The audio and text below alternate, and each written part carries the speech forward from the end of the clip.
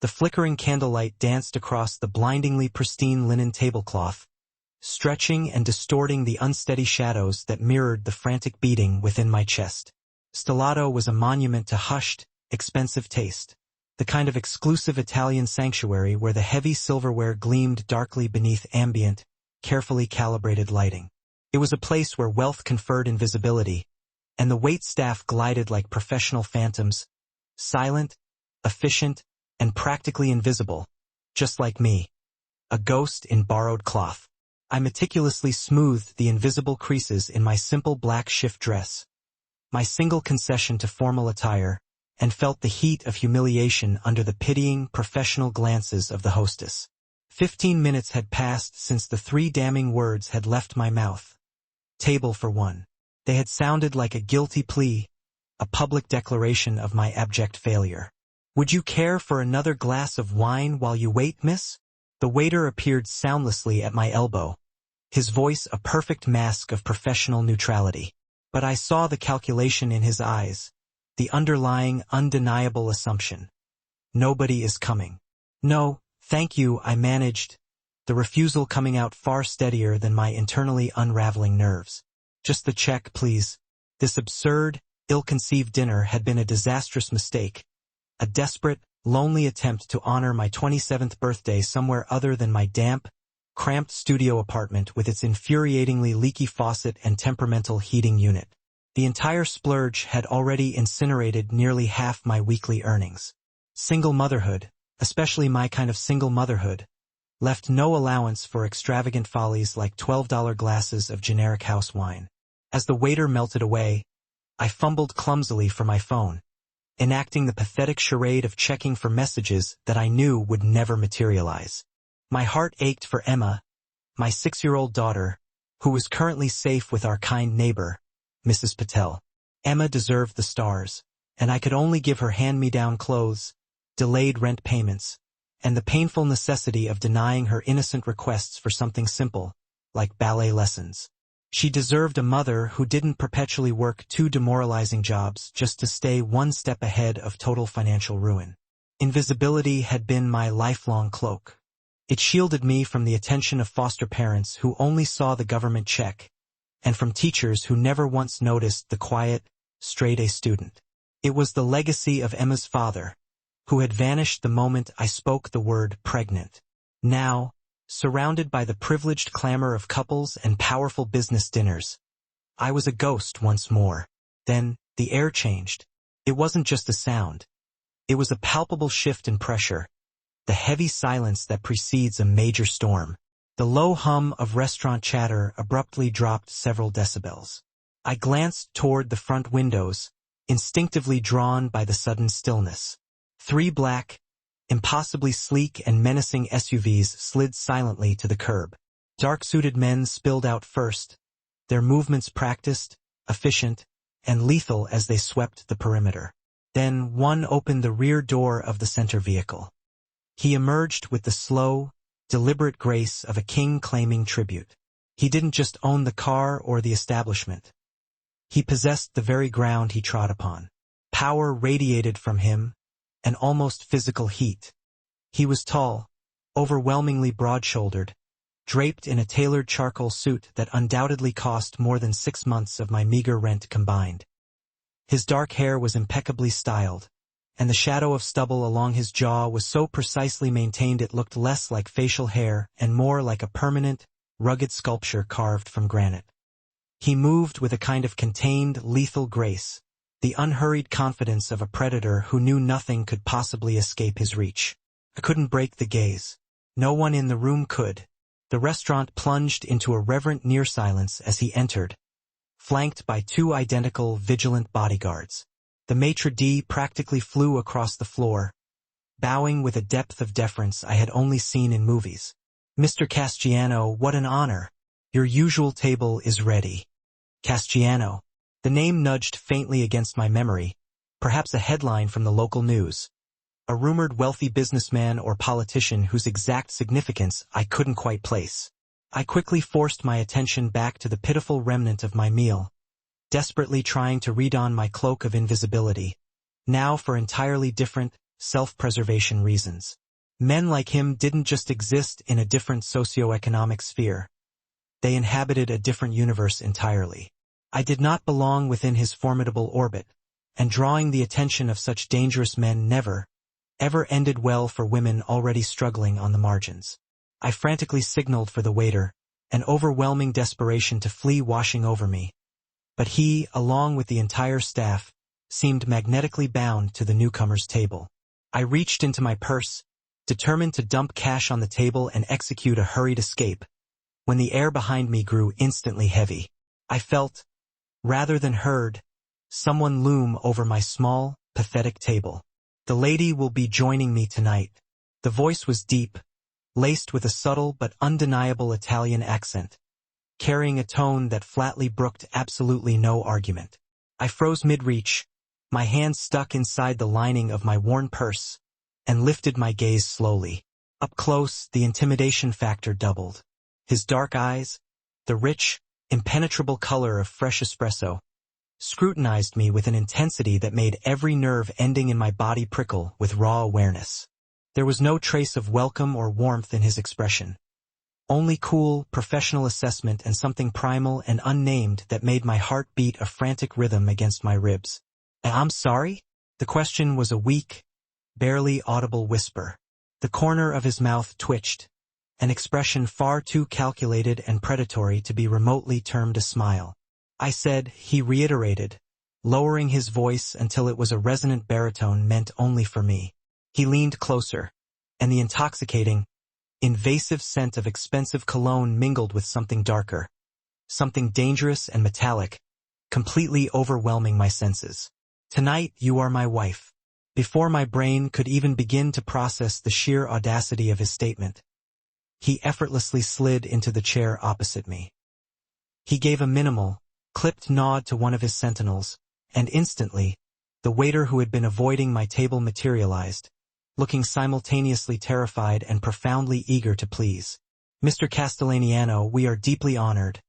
"A bottle of the 1982 Brunello." Sandro cut him off, his gaze never once leaving mine, dissecting, calculating. "And we will require privacy now." The waiter vanished as if vaporized, and the other diners seemed to spontaneously decide that their plates held the most fascinating objects in the universe, deliberately averting their attention.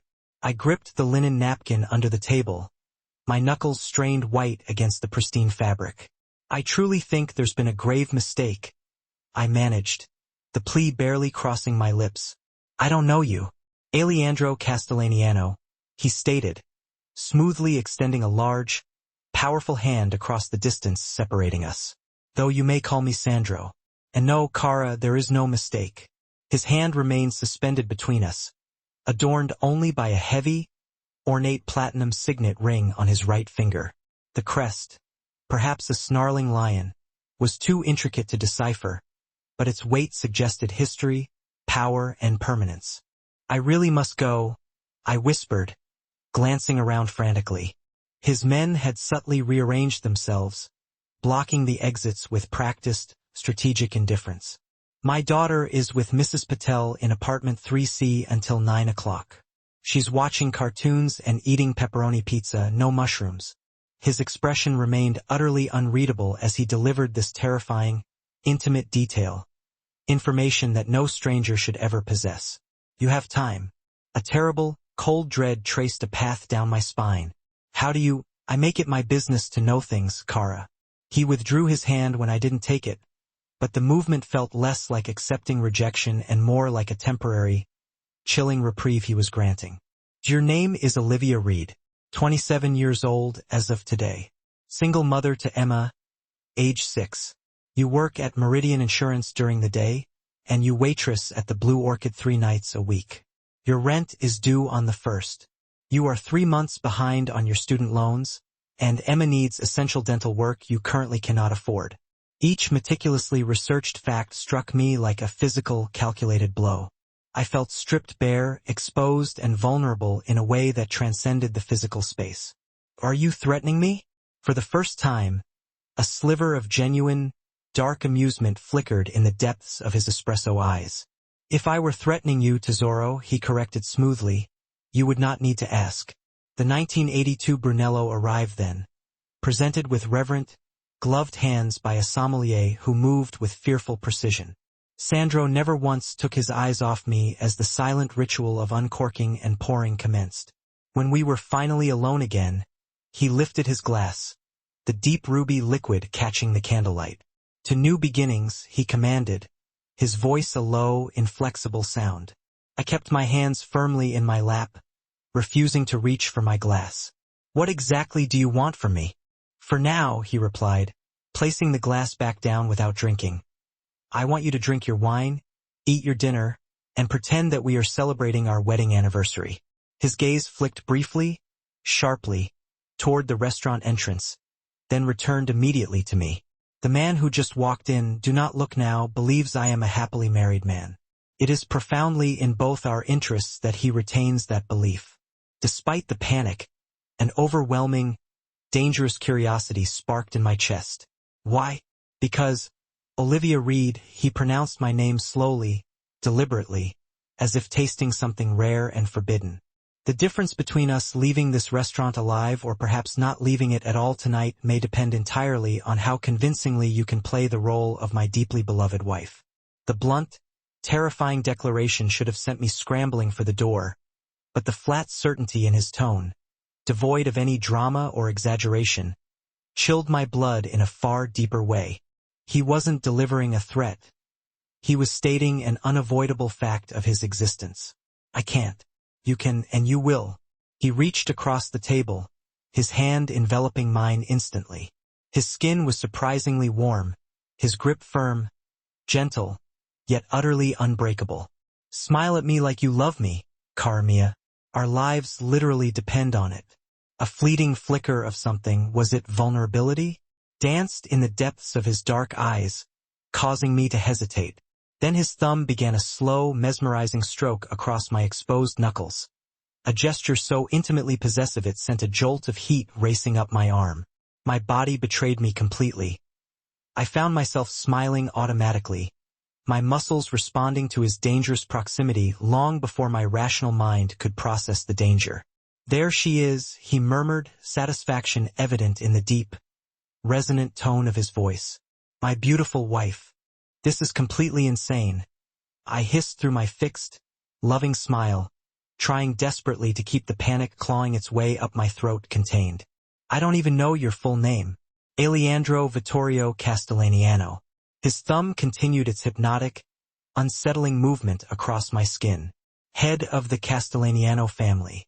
And for tonight, your dedicated husband of 3 years. The Castellaniano family. The connection finally solidified in my terrified mind. Fragmented news headlines crashed together. Whispers of suspected organized crime. Racketeering allegations that evaporated without evidence. Businesses that mysteriously changed hands after declining protection. My smile wavered violently. Be careful, Tesoro. His grip tightened minutely, infinitesimally. But the message was absolute. Some words, once spoken, cannot be taken back. I swallowed painfully, the lie tasting like ash on my tongue. You're a businessman, I amended immediately. His sharp smile returned, keen enough to slice glass. Very good, Cara. Just then, a man approached our table. He was expensively dressed, but lacked Sandro's lethal, refined elegance. There was something fundamentally coarse about this newcomer, Franco Rossi. From his overloud, grating laugh to the overly familiar, backslapping gesture he inflicted on Sandro's shoulder. Castellaniano, holding out on me, you sly dog. Rossi's gaze raked over my body with naked, vulgar appreciation that made my skin instantly crawl. Never mentioned a wife before. Sandro's expression remained superficially pleasant, but something predatory and deadly flashed deep in his eyes. Mr. Rossi, I don't recall inviting you to join my table. Come now, Alejandro. We're practically partners. Rossi audaciously dragged an empty chair over, pulling it up uninvited. His knee brushed mine beneath the tablecloth, and I flinched involuntarily, pulling away from the unwanted contact. Aren't you going to introduce me to the lovely Signora? Before I could formulate a terrified response, Sandro's hand captured mine again on the table, his thumb stroking possessively, deliberately, over my bare ring finger, which suddenly felt conspicuous and terribly naked. "My wife values her privacy, Mr. Rossi," Sandro said smoothly, his voice containing an iron core. "As do I." "Can't she speak for herself?" Rossi leaned in, a heavy scent of cigar smoke preceding him. "What's your name, beautiful?" I felt Sandro tense beside me, the sheer readiness of the predator about to spring into action. In that crucial moment, instinct took over, not self-preservation, but a strange, fierce urge to protect this dangerous stranger from the consequence of his own looming violence. "Alessandra," I said, letting my voice drop into a lower, huskier register, leaning into Sandro's solid, tailored shoulder. "But only my husband calls me that." Something dangerously dark, utterly possessive, flared in Sandro's eyes as he looked down at me. His free arm slid around my waist, pulling me inward until I was pressed against his side, practically in his lap. "You see, Rossi," he explained, his eyes still locked onto mine, a subtle warning shining through. "My wife is shy with strangers." "Shy?" Rossi scoffed, a crude noise. "Women like that aren't shy." The movement was so blindingly swift that I barely registered the transition.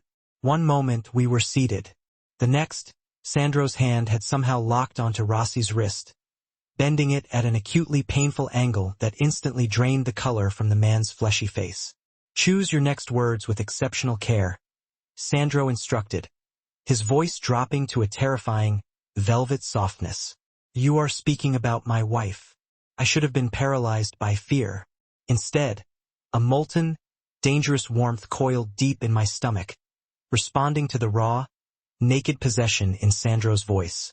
No one, not once in my 27 years, had ever defended me. No one had ever claimed me with such absolute, visceral certainty. "No offense meant," Rossi choked out, beads of sweat breaking out on his forehead. "Beautiful woman. Lucky man." Sandro released him with a brief, dismissive flick of his wrist. "Indeed. Now, if you will excuse us, we are celebrating our anniversary." Rossi retreated, rubbing his agonizing wrist and nursing his wounded ego, vanishing into the restaurant's crowd. Even after Rossi was completely out of sight, Sandro's arm remained possessively around me, his body heat seeping through the thin fabric of my dress. "You did exceptionally well," he murmured close to my ear, his breath sending unexpected shivers tracing down my neck. "But our evening is just beginning." Every rational cell in my body screamed at me to pull away, to grab my things and run as far and fast as possible. Instead, I found myself inexplicably leaning into his touch, drawn by a magnetic, terrifying pull I couldn't articulate. "What happens now?" I asked, my voice barely a thread. His dark eyes deepened as they met mine. "Now, we ensure Rossi believes we are precisely what we portrayed. Deeply, passionately, in love." His finger traced the line of my jaw with feather-light precision. "Can you manage that for me, Olivia?" The way he pronounced my name, like a sacred oath and a delicious sin interwoven, scrambled my ability to think clearly. "Or perhaps," he continued, his gaze dropping pointedly to my lips, "you would prefer I drive you home to your daughter now. This is not your world, Kara. You could walk away, return to your safe, ordinary life, and forget this night ever occurred." It was the first genuine choice he had offered me, and a terrifying instinct told me it would be the last. I should have grabbed my purse and fled back to the safe, predictable struggle of overdue bills, empty refrigerators, and falling asleep alone every night. Instead, I heard a voice charged with recklessness, say, "I can do it." A flash of unmistakable triumph illuminated his eyes. "One night as my wife," he confirmed, his finger still tracing the curve of my jaw. "Do exactly as I instruct, and tomorrow, you will find your immediate financial situations decisively improved." The implication of payment was immediate and sharp, and a defensive pride flared hot in my chest. "I am not for sale." "No," he agreed surprisingly. "You are not. Consider it compensation for your superlative performance." His thumb brushed my lower lip in a gesture so intimate it stole my breath. and I always pay my debts. The intensity of his gaze made me feel terrifyingly like both prey and captor at the same time. Why me? I whispered. You could have chosen literally anyone. Not anyone, he corrected, his clinical assessment sweeping over my face, yet somehow still feeling like a slow caress. I required someone completely unexpected. Someone Rossi could not possibly have investigated in advance. Someone beautiful enough to be convincingly presented as my wife, yet utterly disconnected from my world. So, I was merely convenient. A complex emotion flickered in his dark eyes. Amusement, perhaps, or something infinitely darker. Let us find out precisely how convenient this arrangement will prove to be. He rose in one impossibly fluid motion, offering his hand. This time I accepted it, allowing him to pull me effortlessly to my feet. The bill materialized and vanished with the rapid flash of a platinum card. Then, we were moving through the room. His hand settled possessively on the small of my back, guiding me, propelling me toward the waiting vehicles outside. Reality hit me with the force of a physical blow as we reached the exit. Wait. Your daughter will be picked up by my personal driver and brought to us if we are delayed past 9 o'clock, he stated smoothly. Mrs. Patel has already been generously compensated for extending her babysitting services.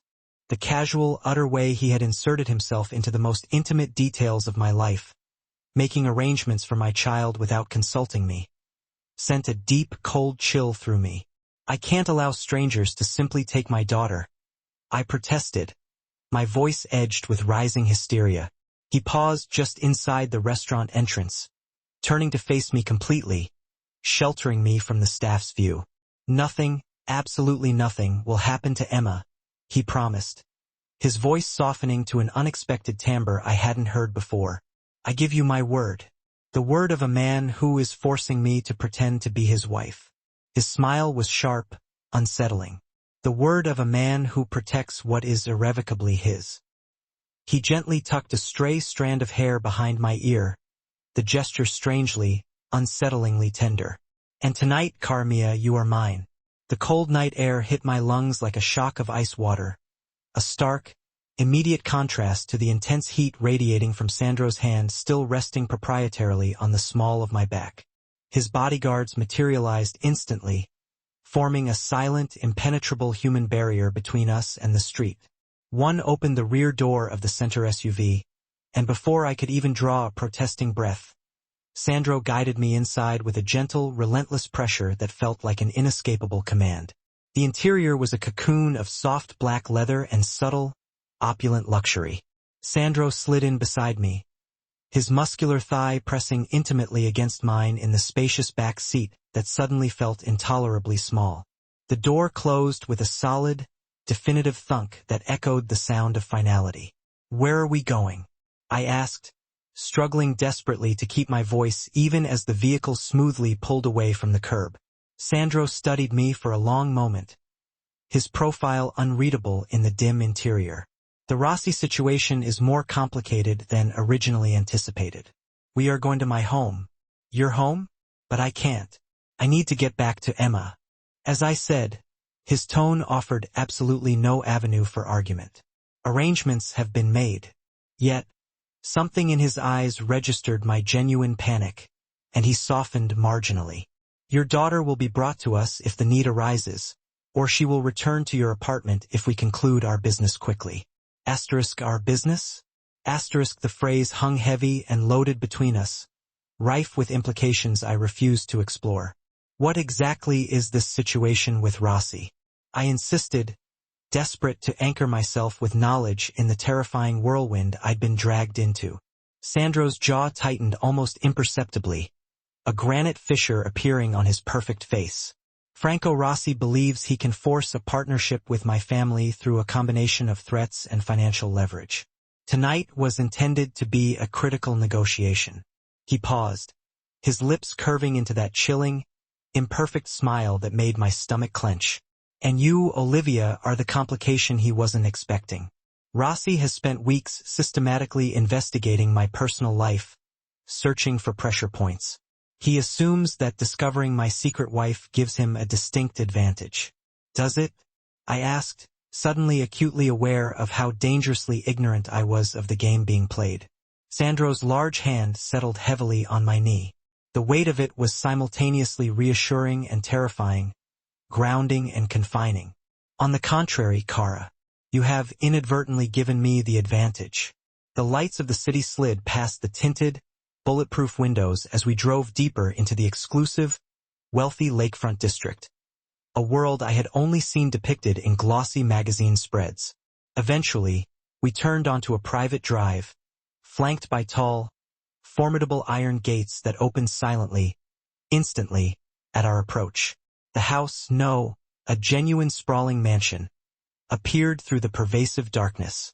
It was a sprawling modern structure of clean glass and dark, imported stone, perched dramatically on the water's edge. More security personnel, barely visible, patrolled the perimeter, camouflaged amongst the strategically landscaped lighting that illuminated the meticulously manicured gardens. "Welcome home," Sandro murmured as the SUV glided to a stop beneath the front portico. His emphasis on that single word sent an involuntary, powerful shiver through my entire body. Inside, the residence was a breathtaking study in minimalist, intimidating luxury. Soaring ceilings, razor-sharp clean lines, and abstract art pieces that were probably worth more than every single possession I had ever owned combined. A silent staff member appeared from nowhere, accepted Sandro's coat, and vanished instantly without uttering a single word. "Drink." Sandro moved toward an impressive bar cart gleaming with crystal decanters. "I need to understand what is happening right now," I insisted, standing rigidly near the entry hall. "What exactly does Rossi want from you? Why the elaborate need for a fake wife tonight?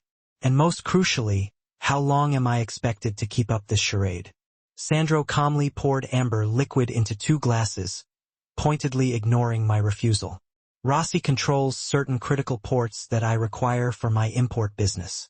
He recently discovered that one of my lieutenants was skimming profits, and he believes this gives him leverage to demand a full, controlling partnership. And that's bad because Franco Rossi is a rabid, unpredictable dog who would stop at nothing to destroy everything my family has painstakingly built over 3 generations." He finished, his voice maintaining a terrifying calm despite the dangerous flash in his eyes.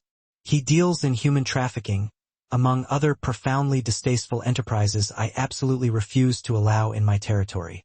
I wrapped my arms tightly around myself, feeling suddenly cold despite the controlled warmth of the enormous room. "So, you're saying you're merely the better criminal?" In an instant, he had crossed the vast space and was standing directly before me, moving with that effortless predatory grace that always made my heart accelerate. He lifted my chin with a single finger, forcing me to meet his intense gaze. "I am saying, cara mia, that there are clearly defined lines even men like me refuse to cross." His eyes searched mine, demanding recognition. "And tonight you, Olivia Reed, helped me draw one of those lines." "How?" I whispered, unable to look away from the searing intensity of his stare. "Rossi now genuinely believes I have a devoted wife I've kept concealed for her protection. He will think twice, maybe a third time, before moving against me directly. He understands the cardinal rule of our world. Families are sacred, and their offense is unforgivable." "I am not actually your wife," I reminded him, my voice embarrassingly breathless. "Details," he murmured dismissively, his Italian accent thickening, becoming dangerously melodic. His hand slid upward to cup my cheek, and before my rational mind could scream a warning, I found myself involuntarily leaning into the warmth of his touch. The phone in his suit pocket vibrated sharply, breaking the charged, intimate moment. Sandro stepped back, checking the screen with a slight, proprietary frown. "Excuse me," he said. His voice clipped, moving toward what looked like a heavy mahogany door leading into an office. "Make yourself comfortable. This won't take long." When he disappeared behind the closed door, I physically slumped, allowing the great, suffocating breath I hadn't realized I was holding to rush out of my lungs.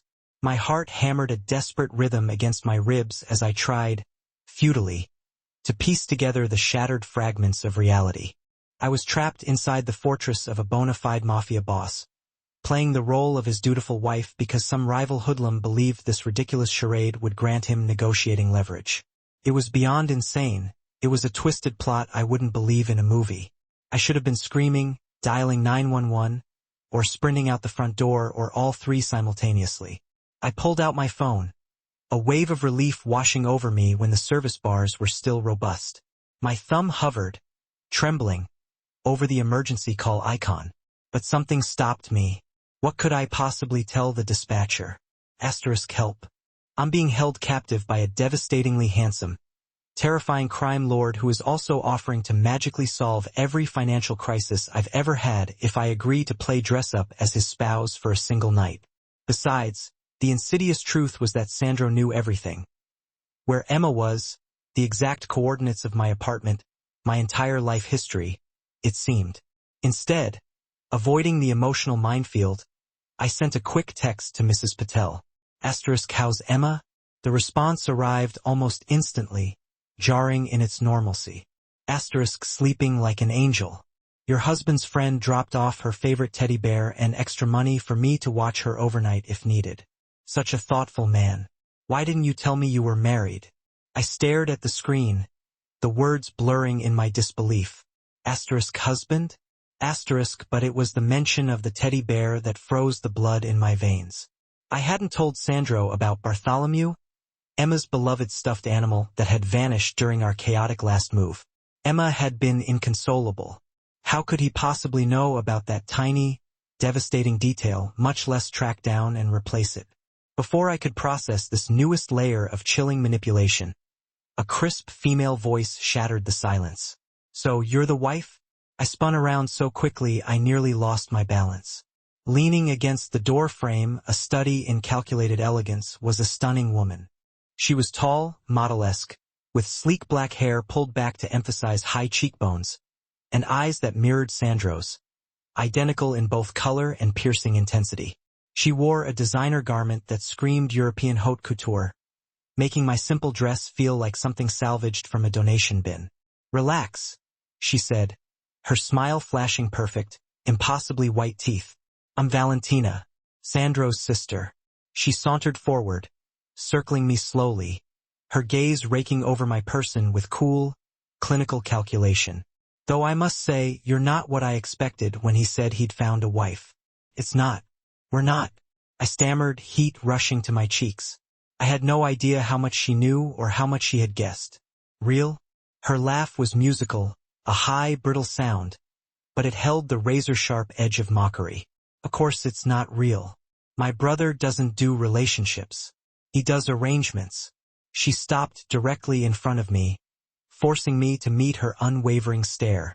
The question is, what kind of arrangement do you think this is?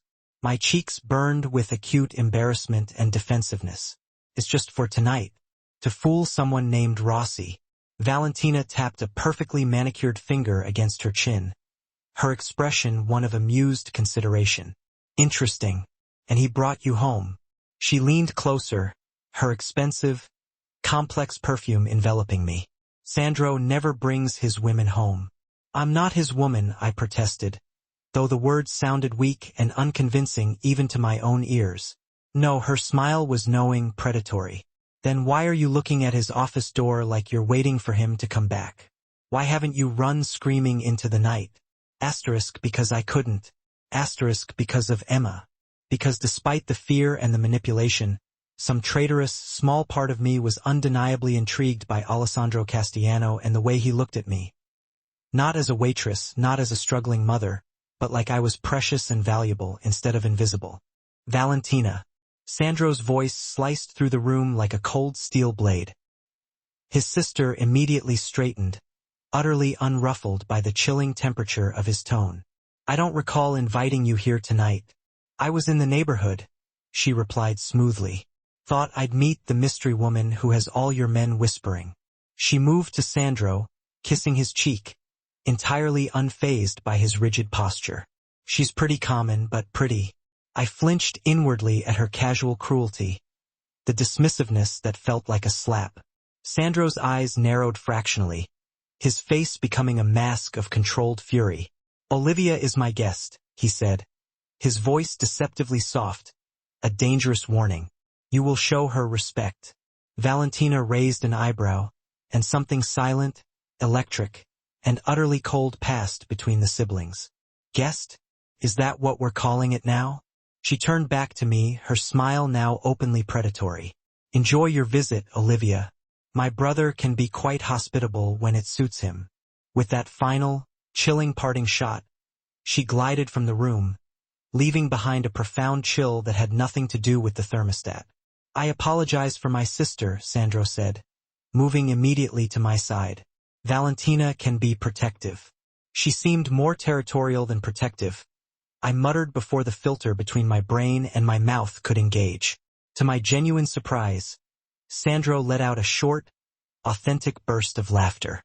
It was a genuine sound that transformed his severe features into something shockingly, dangerously appealing. An accurate assessment. My sister has been managing my household and social calendar since our parents died. She's unaccustomed to surprises like fake wives. His expression sobered instantly. Or real ones.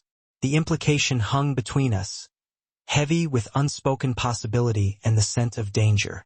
I swallowed hard, trying to regain my composure. The situation with Rossi is escalating. He continued, gesturing for me to join him on a sleek, low-slung leather sofa. He's making inquiries about you already. My men intercepted 3 of his people attempting to follow us from the restaurant. Fear clawed at my throat, cold and sharp. What does that mean for me? For Emma? Sandro's face hardened, the transformation complete. It means your safety is now my primary concern. He poured a glass of water from a magnificent crystal decanter that caught the light, the gesture of domesticity jarring against the gravity of his words. Rossi is desperate and therefore dangerous. Until I neutralize the threat, you and your daughter need protection. Asterisk protection? Asterisk you mean like bodyguards? The absurdity of the situation hit me with renewed force. 24 hours ago, I couldn't afford to fix my leaking faucet. Now, a Mafia boss was casually offering me round-the-clock security from his enemies as a starting point. He studied me with those penetrating amber eyes. The safest option would be for you to stay here. Here? I practically choked on the water I was drinking.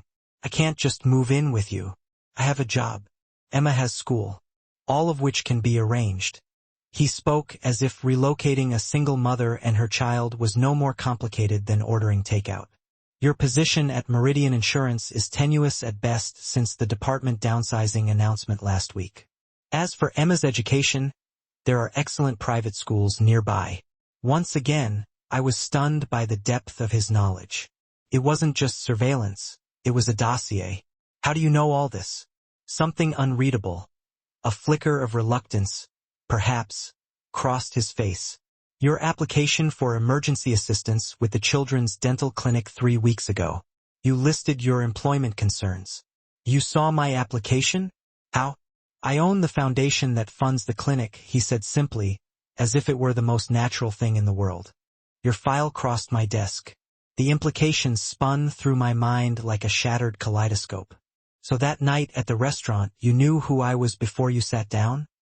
His expression remained impassive, but a shadow of discomfort flashed deep within his eyes. Yes, you planned this whole thing. Anger flared hot and bright in my chest, replacing fear.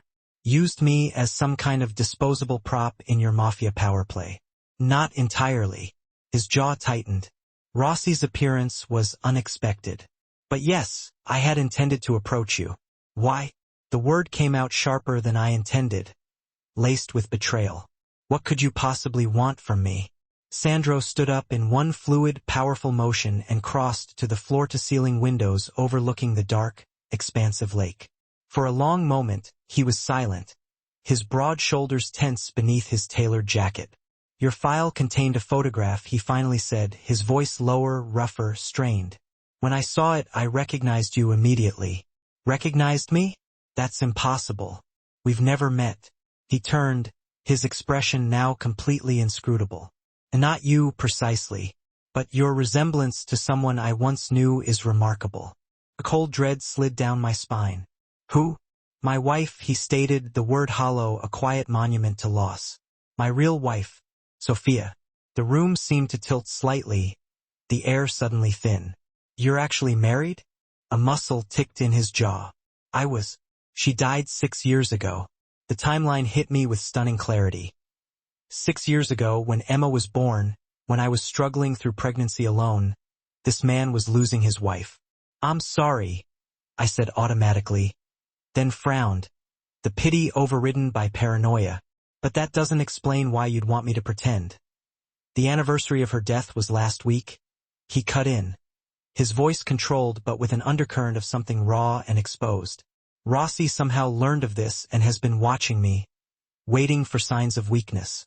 Appearing with a new wife, especially one who bears such a striking resemblance to Sophia, sends a message that I've moved on, that I'm not vulnerable. So I'm just a body double, a ghost stand-in. The thought was both chilling and, strangely, a source of profound disappointment. Sandro moved toward me with that predatory, silent grace, stopping so close that I had to tilt my head back to maintain eye contact. You're nothing like her, he said softly, his gaze traveling over my features with an unnerving thoroughness. Except in appearance. Sophia was gentle, sheltered, obedient. You have fire in your eyes, Olivia Reed. Even when you're afraid. His hand rose slowly to touch my cheek, and I should have pulled away. I should have been disgusted by this man who had manipulated me, who had built his empire on violence and fear. Instead, I remained frozen, completely trapped by the intensity of his gaze and the unexpected warmth of his touch. What happens now? I whispered, the sound barely audible. Now, he said, his thumb brushing lightly across my lower lip, we make our arrangement more permanent. At least until Rossi is no longer a threat. Define permanent, I said, fighting to keep my voice steady despite his intoxicating proximity. You and Emma move here under my protection. You maintain the appearance of being my wife in public. In return, I ensure your financial security, your daughter's education, and your safety. And in private? The question escaped before I could stop the rush of heat and curiosity. Something dark and dangerous flickered in his eyes. In private, cara mia, we negotiate our own terms. My pulse raced traitorously, a frantic bird fluttering in my chest. This is insane. I don't know you. You're a criminal. And yet you haven't run. His observation hung between us, undeniable. You haven't called the police. You're still here considering my offer. He was right, and that self-awareness terrified me more than anything else. What kind of mother was I, even contemplating an arrangement with a man like him? Emma is all that matters to me, I said, my voice gaining firmness now. I won't expose her to danger or whatever business you're involved in. Emma would want for nothing, he countered, his voice persuasive. She would be protected, educated, cared for as if she were my own blood. My home has a separate wing where you both would live. Your own space, your own rules. Until when? What's the endgame here, Sandro? He stepped back slightly, offering a necessary space to breathe. Until Rossi is no longer a concern. 3 months, perhaps 4. And then what? We just go back to our old lives like none of this happened? Something unreadable, maybe regret, passed across his features. If that's what you wish. Before I could formulate a response, his phone vibrated again. This time, his expression darkened instantly as he read the message. What is it? I asked, alarmed by the sudden, intense tension radiating from him. Rossi's men, he said tersely. They've been watching your apartment building. Fear became a solid, choking mass in my throat. Emma is safe, he assured me, speaking quickly. My people intercepted them before they got near your floor. But this changes things. How? His expression was grim, unforgiving. They know where you live, who you are. Rossi now believes you are my weakness, which makes you and Emma primary targets. He ran a hand through his immaculate hair, the first sign of genuine distress I had seen from him. I've already dispatched men to collect her and Mrs. Patel. They'll be brought here immediately. Without my permission. Anger flared, hot and sudden, overriding the fear. You can't just take my daughter. Would you prefer I left her there for Rossi's men to find? His voice was sharp, brutal, but there was genuine, fierce concern beneath the harshness. This isn't a game, Olivia. These men don't hesitate to use children as leverage. The reality of the situation crashed over me like a frigid wave. In the span of a few hours, my quiet, struggling life had been utterly shattered. Now, my daughter was in mortal danger because of a man I had just met, because I looked like his dead wife, and he had decided to use me in some convoluted criminal chess match. This is your fault, I whispered, tears pricking at my eyes, a sense of total powerlessness overwhelming me. You dragged us into this. Something like deep guilt flashed across his face, visible for a split second before his expression hardened again into stone. Yes, he admitted, the single word an agonizing concession. And now I'm going to fix it, but I need your cooperation. Do I have a choice? The question wasn't entirely rhetorical. I genuinely needed to know if I was truly a prisoner. Sandro studied me for a long moment, the intensity of his gaze mapping every trace of fear on my face. There's always a choice, Kara, but some are better than others. A low, insistent buzzing sound interrupted us. Sandro checked a security panel on the wall by the office door. They're here. My heart leapt into my throat as I followed him quickly to the entrance hall. The enormous mahogany doors swung inward to reveal one of Sandro's massive, impeccably dressed men carrying a sleeping Emma. Her small form was bundled in her favorite unicorn blanket, utterly oblivious. Mrs. Patel followed, looking surprisingly unperturbed for a woman who had just been whisked away by armed henchmen in the middle of the night. Olivia, dear, she exclaimed happily when she saw me. Your husband's men were so polite. And this house, it's like a palace. I stood frozen, unable to correct her blissful misconception as Emma stirred in the bodyguard's arms. Her eyes fluttered open, confusion clouding her features until they focused on me. Mommy. Her small, sleepy voice broke something inside me. I rushed forward, gently taking her from the man's arms and holding her close, breathing in her familiar, comforting scent of baby shampoo and strawberry toothpaste. It's okay, baby, I murmured into her hair. Mommy's here. Where are we? She asked, rubbing her eyes as she looked around the immense, vaulted entryway. Before I could answer, Sandro stepped forward, his entire demeanor transforming as he addressed my daughter. Gone was the dangerous predator, replaced by a gentle, yet powerful, presence that still commanded attention. Hello, Emma, he said, his voice warm and deep in a way I hadn't heard before. My name is Sandro.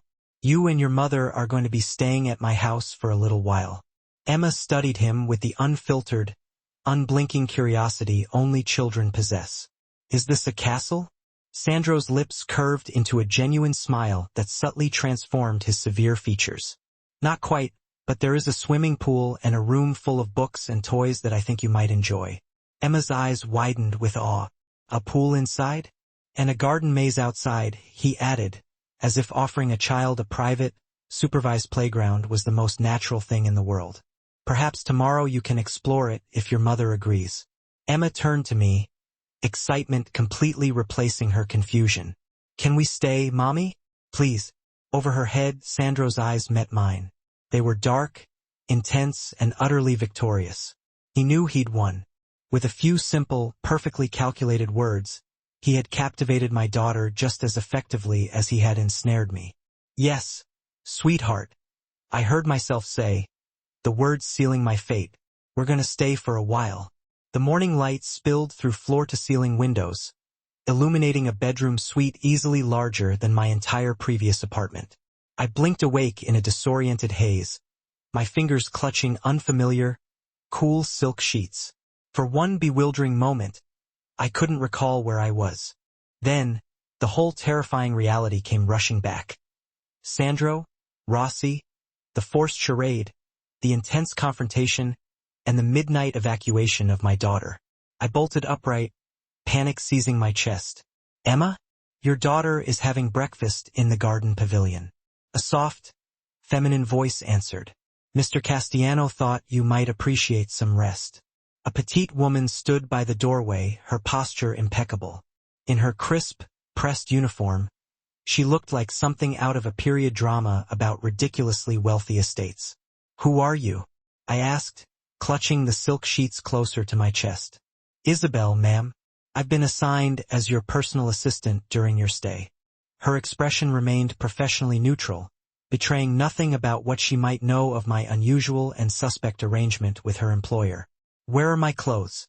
I glanced down at the silken nightgown I definitely hadn't been wearing when I finally collapsed into bed after settling Emma into the adjoining room.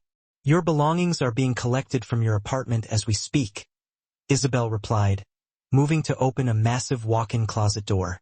"In the meantime, Mr. Castellano had these delivered this morning." I slid from the bed and followed her, stopping short at the doorway. The closet was cavernous, already filled with clothing in my size. Dresses, pants, blouses, and shoes, all bearing designer labels I recognized but had never dreamed of owning. Tags were still attached. Prices were visible, making me instantly dizzy. "These are all for me?" My voice sounded small, lost. "Yes, ma'am. And similar arrangements have been made for Emma." Isabel gestured to a section of brightly colored smaller clothing. Mr. Castellano was quite specific about the selections. The intimacy of it. This man choosing clothing for my daughter and me, knowing our sizes, predicting our needs, preempting any potential inconvenience, sent a confusing shiver through me. It was deeply invasive, yet strangely, disturbingly thoughtful. "I can't accept all this," I said, though even as the words left my mouth, I knew my position for negotiation was non-existent. Isabel's expression softened slightly, a brief crack in her professional armor. "If I may speak freely, ma'am." I nodded mutely. In my 15 years with the Castellano family, I've never seen Mr. Castellano take such personal interest in a guest's comfort. She smoothed an invisible wrinkle from her uniform. "Whatever your arrangement with him, these gestures are not merely transactional." Before I could respond to this unsettling observation, a soft, discreet knock came at the bedroom door. Isabel moved swiftly to answer it, exchanging quiet, efficient words with someone outside before returning. "Mr. Castellano requests your presence for breakfast once you're dressed," she said. "Shall I help you select something?"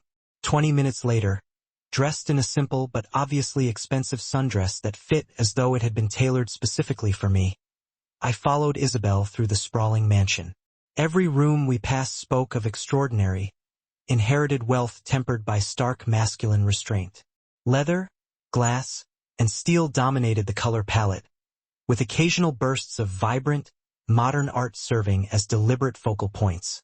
We stepped onto a sun-drenched stone terrace overlooking Lake Michigan, its massive waters glittering in the morning sunlight. A detached pavilion stood at the edge of an immaculately landscaped garden. And there, like a scene from someone else's impossibly perfect life, sat Sandro and Emma. My daughter was perched on a chair piled with cushions to boost her height, animatedly explaining something while Sandro listened with an attentiveness and patience I'd rarely seen adults show children. What struck me most wasn't the picturesque setting or the platters of food that could feed a small army. It was how completely at ease Emma seemed, as though breakfasting with a dangerous criminal mastermind was perfectly normal. "Mommy!" She spotted me and waved enthusiastically, nearly tumbling off her cushions. "Sandro has chocolate chip pancakes and a pool, and he said I can have swimming lessons." I approached cautiously, hyper-aware of Sandro rising instantly to his feet as I neared. In the morning light, wearing a casual button-down with the sleeves rolled to expose muscular forearms, he looked less like a fearsome mafia boss and more like the impossibly wealthy, legitimate businessman he pretended to be. "Good morning, Cara," he said, pulling out a chair for me. The endearment rolled off his tongue so naturally it was easy to forget it was merely part of our charade. "Did you sleep well?"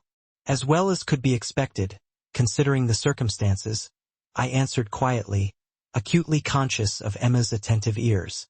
Sandro's eyes, warm amber in the sunlight, rather than the cold espresso of last night, studied my face with unsettling intensity. "The circumstances will improve," he promised, his voice pitched low only for my ears. "You have my word." A server appeared silently with coffee, pouring a cup without asking how I took it. "Cream, 1 sugar." Exactly right. Another potent reminder of how thoroughly Sandro had investigated my life. Emma was just telling me about her interest in swimming. He continued at a normal volume, resuming his seat. I've arranged for an instructor to assess her skills this afternoon, if that's acceptable to you. The calculated courtesy, asking permission while simultaneously informing me the arrangements were already finalized, wasn't lost on me. That's very thoughtful, I said carefully, but we can't impose. It's no imposition, he cut in smoothly. The pool sits unused most days. It would be my pleasure to see it enjoyed. Emma bounced in her seat, radiating excitement. Please, Mommy. I've always wanted lessons. I knew that all too well. The YMCA program I couldn't afford. The disappointment in her eyes when I'd explained we needed to wait until next year. All right. I conceded, instantly rewarded by Emma's brilliant smile. But we should discuss expectations, I added, looking pointedly at Sandro. About how long we're staying, what this arrangement entails. After breakfast, he agreed, his gaze flickering to Emma, clearly unwilling to discuss the grim details in front of her. Perhaps your daughter would enjoy exploring the garden with Isabel while we talk. Emma, already halfway through her chocolate chip pancakes, readily agreed. Demolishing a stack of pancakes, Emma paused, looking up with sudden, wide-eyed eagerness. Is there really a maze? Sandro nodded, the severe lines of his face softening into a brief, genuine smile. Absolutely. And in the center, there is a large fountain stocked with koi you can feed. That promise of a secret garden and new friends was, naturally, all the convincing Emma required. Once her breakfast was utterly dispatched, Isabel appeared as if summoned telepathically, holding a small satin pouch containing the promised fish food, ready to escort Emma on her garden adventure. Left alone, the comfortable atmosphere immediately fractured. Sandro reached across the marble table, refilling my coffee cup.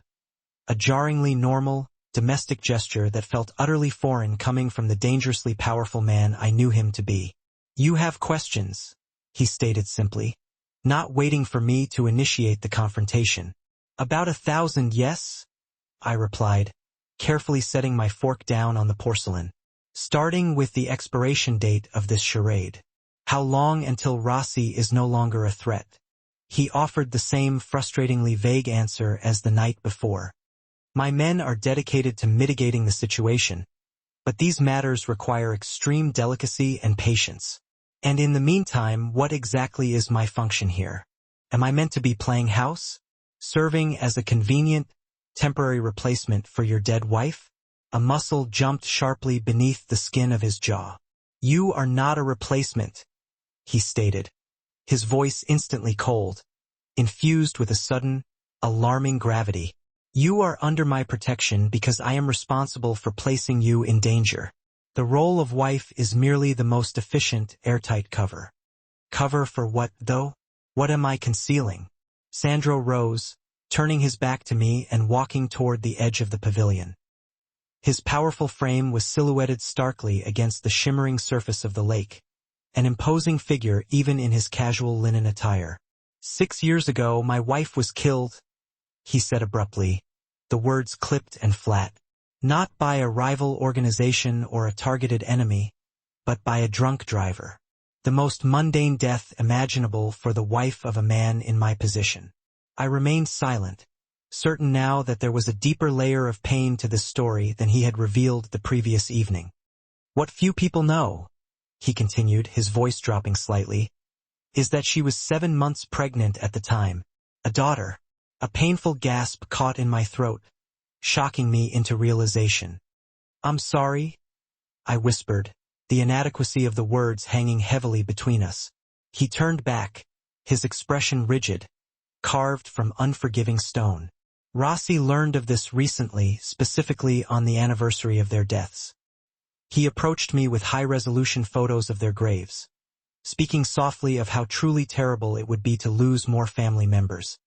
His hands clenched at his sides, white-knuckled with suppressed rage.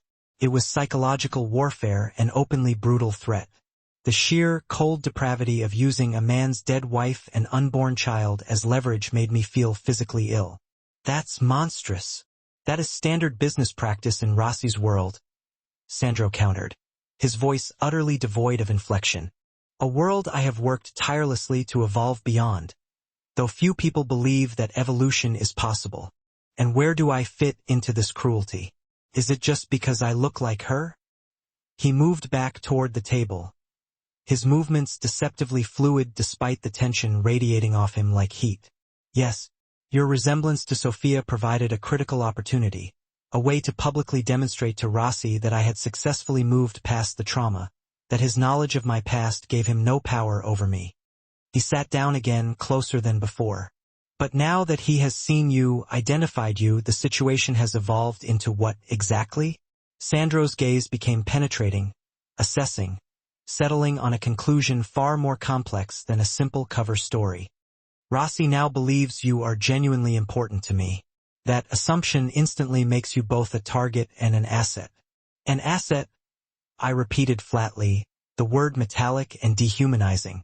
That is my utility to you.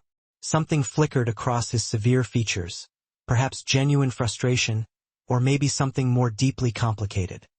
What you are to me, he said carefully, is not so easily defined. Before I could push him for clarification, his phone buzzed softly against the tabletop. He checked the screen with a slight frown before returning his full attention to me. My security team has finished sweeping your apartment downtown, he said. Most of your essential belongings are currently being packed and transported here. However, they discovered sophisticated surveillance equipment installed in both your living room and your bedroom.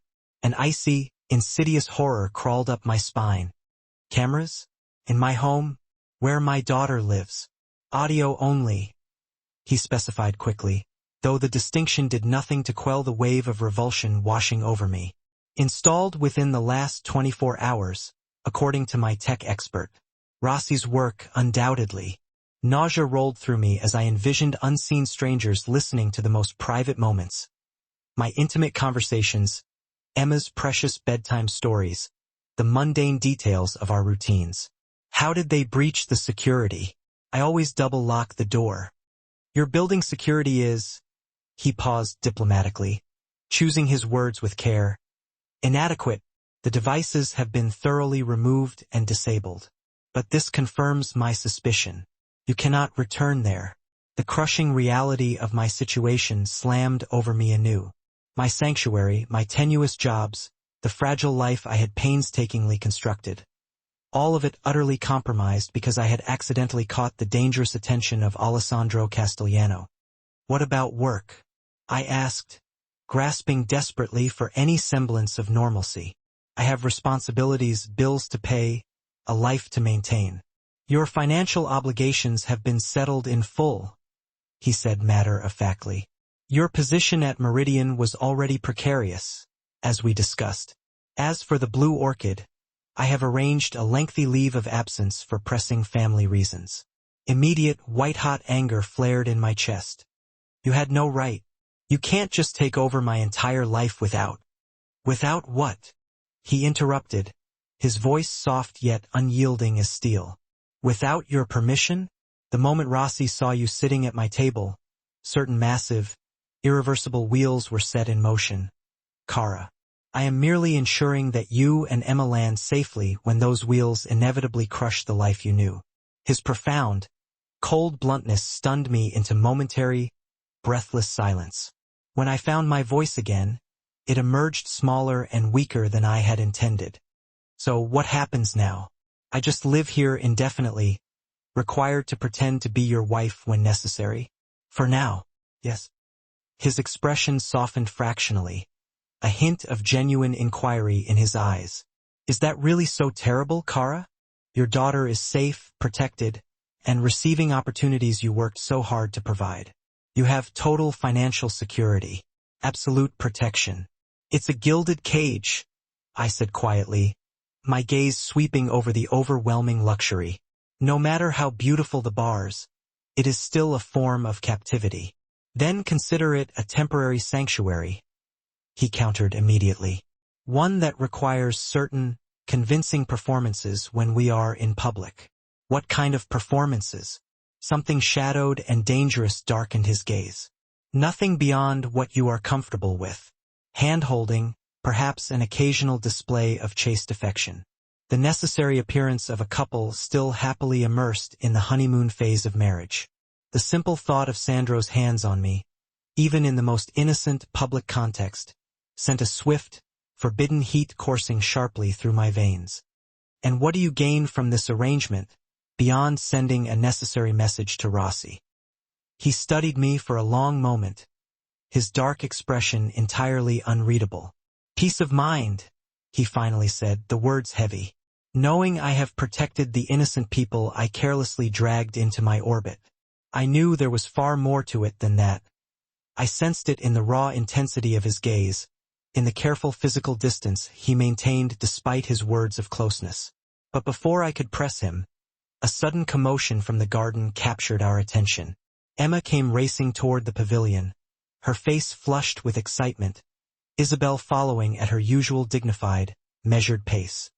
"Mommy, there are turtles in the fountain," she exclaimed breathlessly, skidding to a stop. "Can I keep one, please?" Sandro laughed. A genuine, rich sound that transformed his severe features, softening them entirely. "The turtles live there, Piccola, but you can visit them whenever you want." Emma turned her pleading eyes up toward him. "Promise? Every single day." "Every day," he confirmed, delivering the promise with the solemnity usually reserved for closing monumental business deals. "We can even name them if you'd like."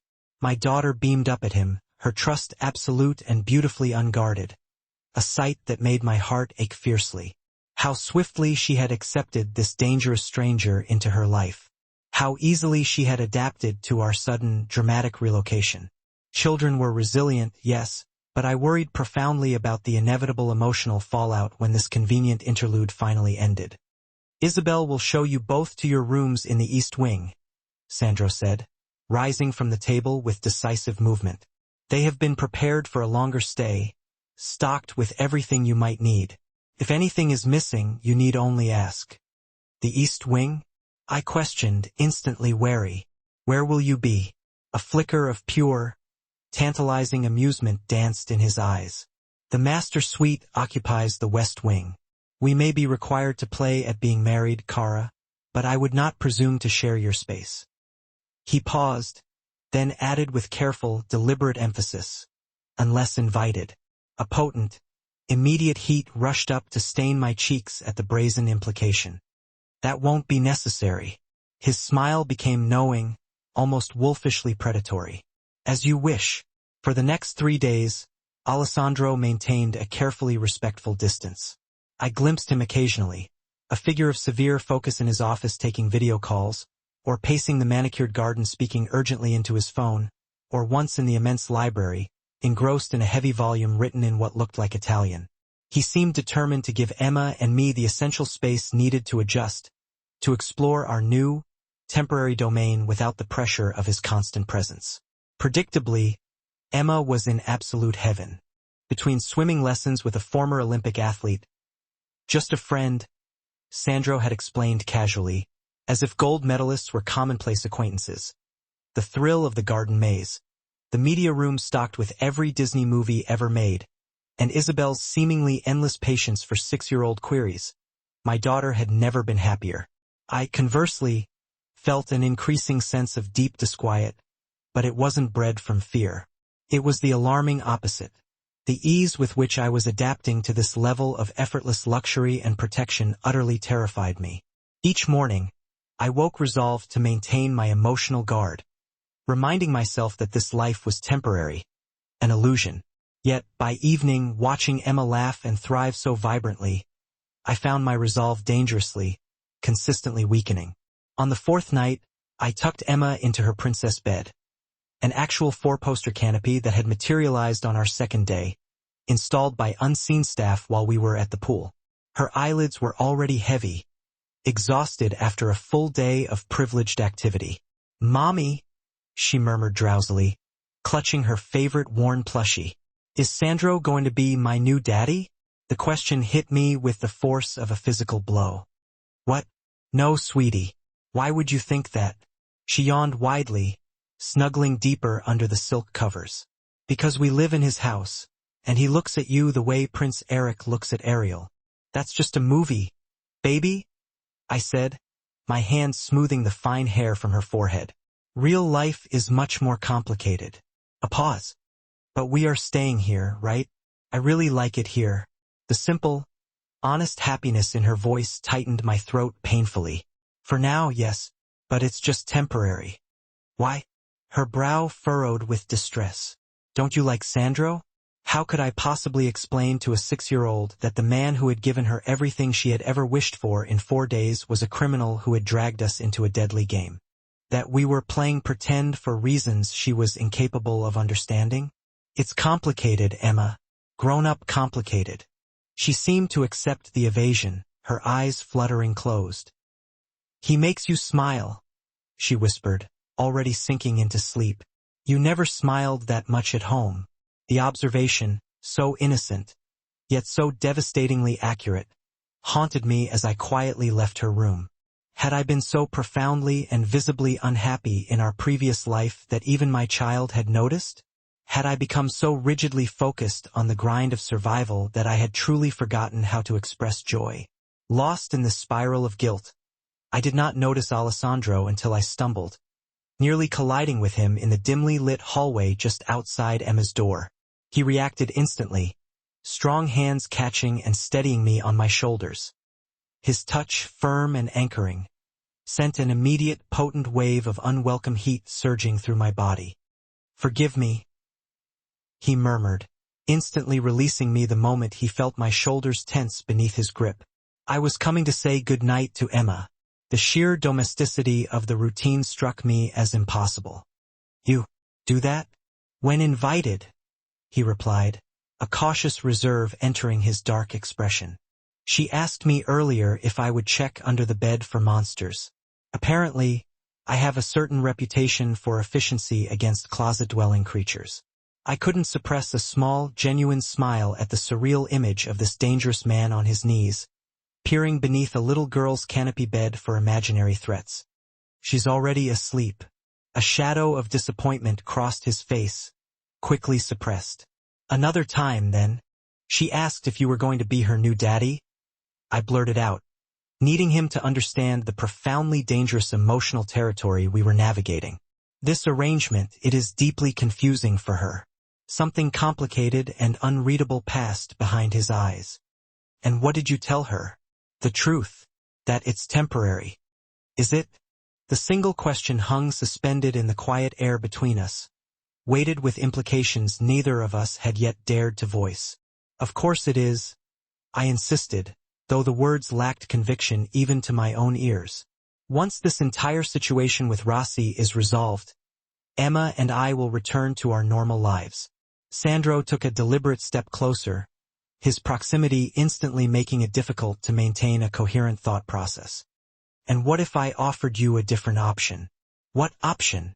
I breathed, intensely conscious of our isolation in the darkened hall. "Stay," he said simply.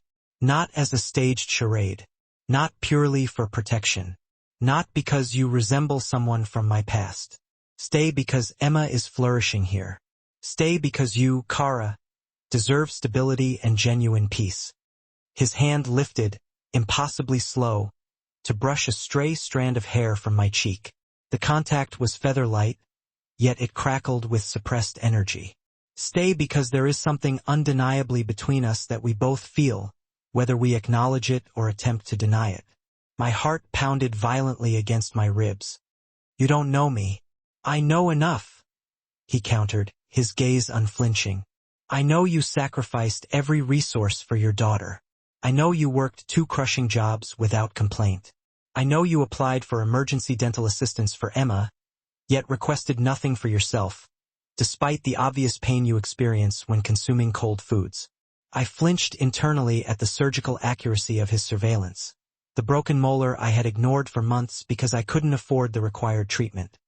"I also know," he continued, his voice dropping to a low, intimate register, "that you tremble when I am near you, and that tremor, Kara, is not born of fear alone." Hot color flooded my cheeks. That's presumptuous of you, isn't it? His fingers traced the line of my jaw, the touch so light it was almost non-existent, yet it sent raw electricity coursing through my veins. Tell me you feel nothing, and I will walk away and never touch you again. I should have stepped back. I should have firmly, unequivocally established boundaries. Instead, my body betrayed me, leaning instinctively into his touch, just as it had from the very first moment I had seen him. This is a mistake, I whispered, even as my eyes dropped to the strong structure of his mouth.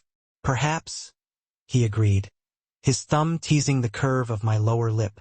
But some mistakes are worth the inevitable consequence. When his lips finally claimed mine, the contact was gentle, questioning rather than demanding. It was nothing like the act of dominance I had steeled myself for when imagining kissing Alessandro Castellano. Instead of raw force, there was a deeply restrained hunger that immediately made my knees weak. I should have pulled away. Instead, my hands slid up his chest to his broad shoulders, absorbing the solid, anchoring strength beneath the expensive fabric. His arms encircled my waist, drawing me tightly against the heat of his body as the kiss deepened, evolving into something consuming, hungry, and desperate. When we finally broke apart, both struggling heavily for breath, the cold weight of reality crashed back in. I immediately stepped away, my fingers rising to my lips as though I could somehow erase the transgression. I can't do this, I said, my voice barely steady. You're not. This isn't real, he finished for me, his eyes now darker than I had ever witnessed them. That felt intensely real to me, cara mia. You are a criminal, I reminded him, though the accusation sounded laughably weak and hypocritical even to my own ears. Your world is saturated with danger. Temporary protection is one thing, but anything more would irrevocably endanger Emma. A flash of sharp, genuine pain crossed his features. You think I would permit harm to come to her? To either of you? Intentions are not guarantees, I countered fiercely. You yourself admitted that Rossi targeted me because he thought I was important to you. Imagine the threat level if I actually was. Sandro's jaw tightened, carved with frustration. So you would deny what is between us solely because of what I am? Because of what your life would inevitably mean for my daughter, I corrected, planting my feet. She deserves stability and absolute safety. And you think you can provide that stability in your cramped apartment with broken door locks and neighbors who deal drugs? His voice sharpened with anger. You truly believe your minimum wage jobs and constant, debilitating struggle are inherently safer than what I offer. The brutal, harsh truth of his assessment stung me deeply. At least there, I retain control over our lives. Are you? His laugh was a rough, humorless sound. Control is a fragile illusion for people like you, Kara. You were one unexpected medical emergency, one lost job, one eviction notice away from total disaster. Here, with me, you would never have to know that crushing fear again. At what cost? I demanded. My autonomy? My independence? Sandro stepped closer, his expression intense, focused. I am not asking you to surrender those things. I am offering you a choice. Continue fighting a grueling battle you cannot win alone, or accept the truth that sometimes genuine strength is found in allowing yourself to be supported. His words echoed relentlessly in my mind as I lay wide awake that night, staring up at the ornate ceiling of my borrowed bedroom. Sometimes strength means allowing yourself to be supported. A cold, rational part of me wanted instantly to dismiss the sentiment as purely manipulative. A powerful man using calculated words to achieve his objective. But there had been a raw, exposed honesty in his eyes. A vulnerability utterly at odds with the ruthless persona he presented to the world. And then there was the kiss. The memory of it was a slow, consuming burn throughout my body, impossible to rationalize away. I had been kissed before, of course. Fumbling teenage experiences. Emma's father, whose passion always felt strangely performative and never quite reached his eyes. A handful of forgettable dates in the years since. But nothing, absolutely nothing, had prepared me for the consuming, profound heat of Sandro's mouth on mine. the controlled power in his touch that promised both tenderness and absolute possession. I turned restlessly, punching my luxurious pillow into submission. This dangerous, visceral attraction was inconvenient at best, and profoundly catastrophic at worst. I had Emma to think about, her immediate safety, her future, her emotional well-being. Getting involved with Alessandro would only elevate an already impossible situation into something untenable. Yet, Emma's simple words haunted me, too.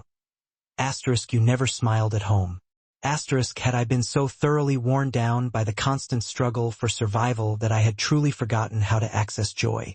Had my fierce determination to provide for my daughter inadvertently robbed us both of happiness in the process?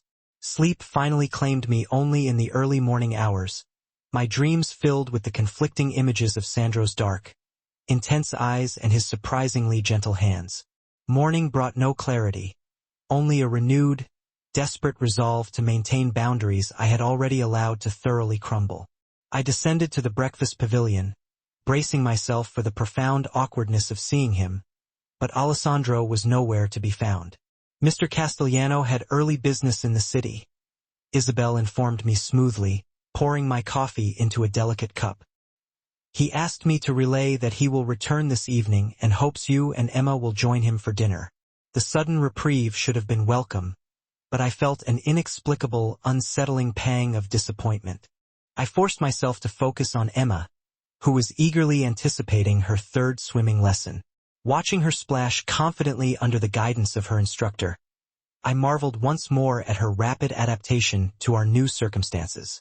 Children were resilient, yes, but the deeper anxiety gnawed at me. What cruel damage would occur when this comfortable interlude inevitably ended? How could I possibly drag her back to our cramped apartment after she had experienced all this? How could I explain that the man she was growing attached to, the man who checked for monsters and gravely named turtles with her, would simply vanish from her life? After lunch, while Emma was asleep during her scheduled nap time, I wandered restlessly through the immense house, trying desperately to reconcile the man with the space he inhabited. The private library was particularly revealing, displaying shelves of classic literature and philosophy alongside dense business texts and historical biographies, many written entirely in Italian. In a smaller, intimate sitting room, I discovered framed photographs. Sandro with an older, dignified couple who clearly shared his piercing dark eyes. A younger Sandro, proudly standing next to a grinning Valentina, both wearing formal graduation robes. Crucially, there were absolutely no photographs of Sophia. No physical evidence remained of the wife whose uncanny resemblance to me had initiated this entire dangerous charade. I was examining a meticulous chessboard, left mid-game, when a voice startled me. He always plays white, opens with the same specific move every time. I spun around to find Valentina leaning against the mahogany door frame, dressed impeccably as always. Her expression today was less openly hostile, though a profound weariness lingered beneath the surface of her composure. "I don't play chess," I said, retreating a step from the board. She entered the room with a slow, languid grace, moving around the chessboard like a cautious predator assessing its territory.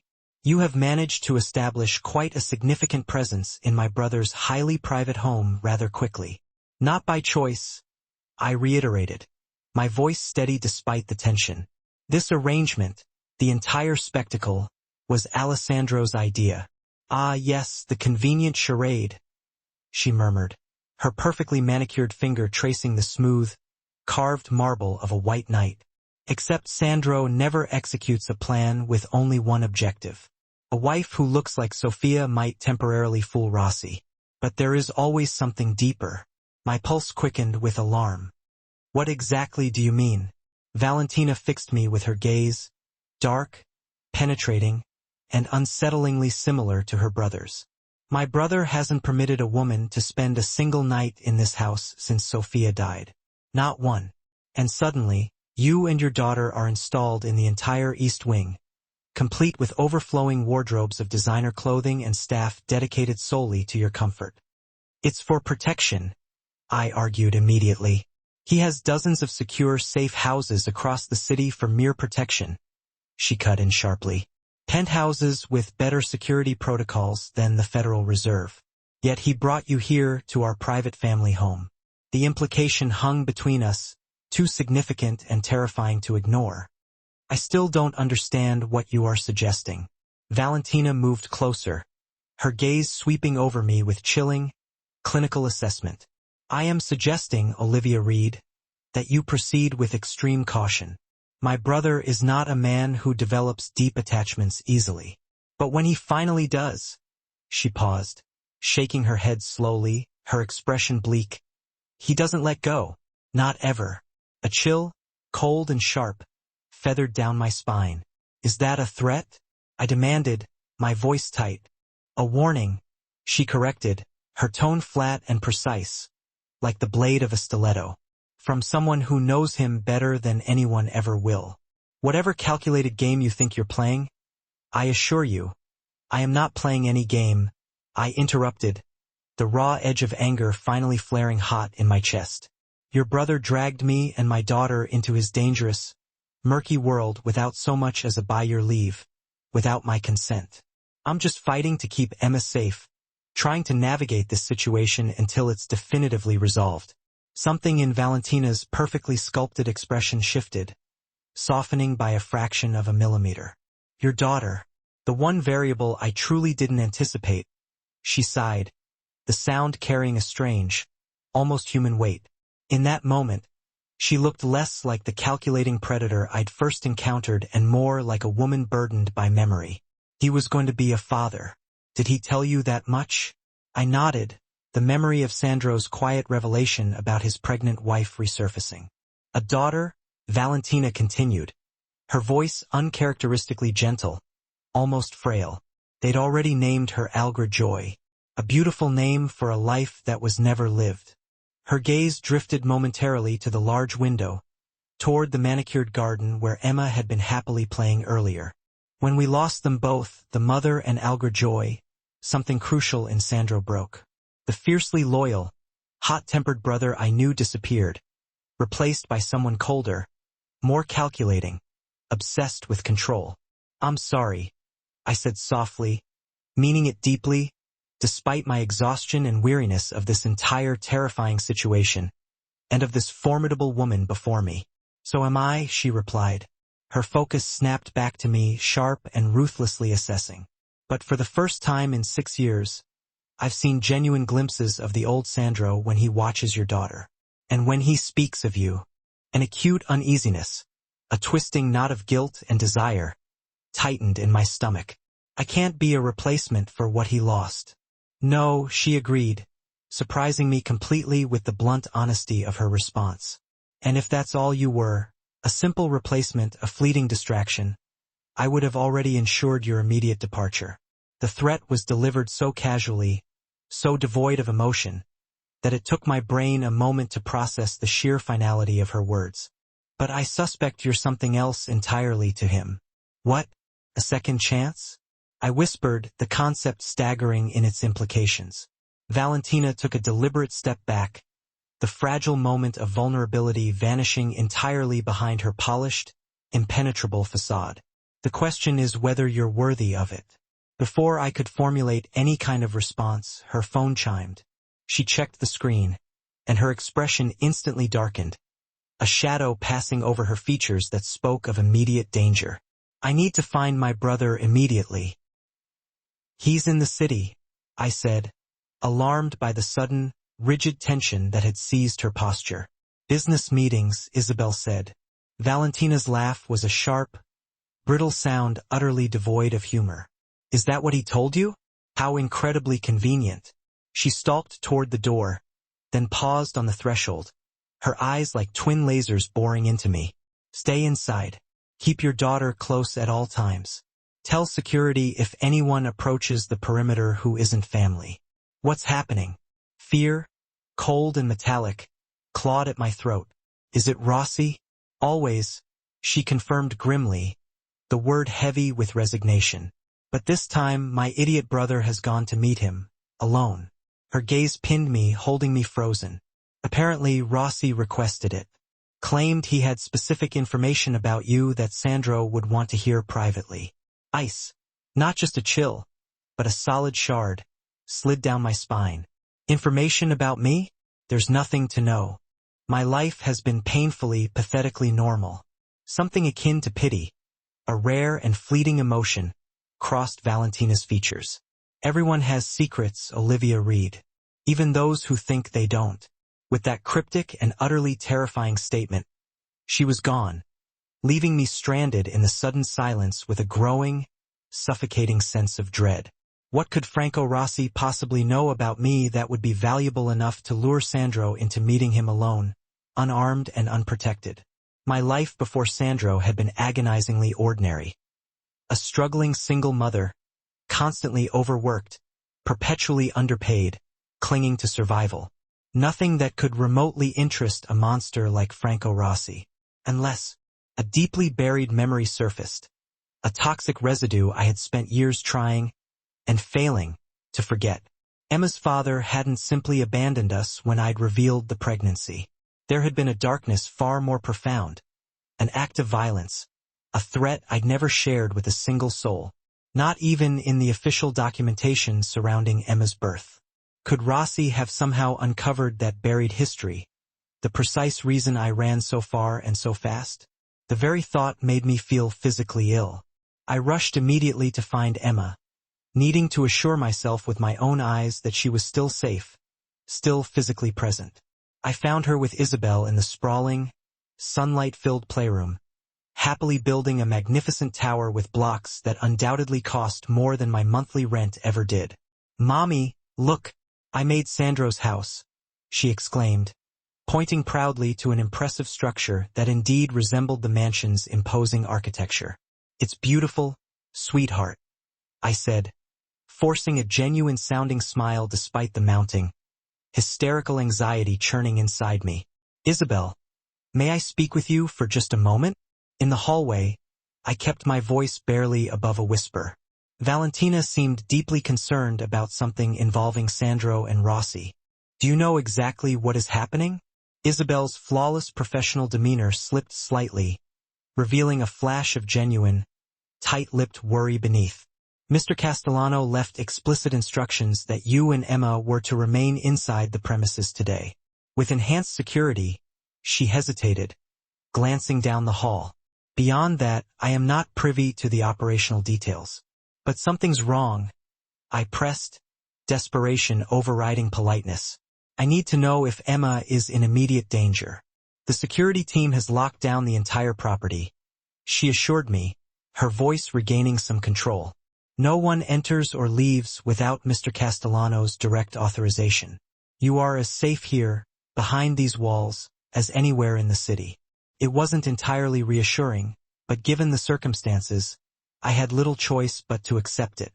I returned to Emma, trying to maintain a calm, normal facade while my mind raced through endless scenarios, each one more horrific than the last. Hours crawled by with agonizing slowness. I checked my phone compulsively, even though I knew I wouldn't have any messages from Sandro. Why would I? Our relationship, such as it was, hardly warranted regular, tender check-ins.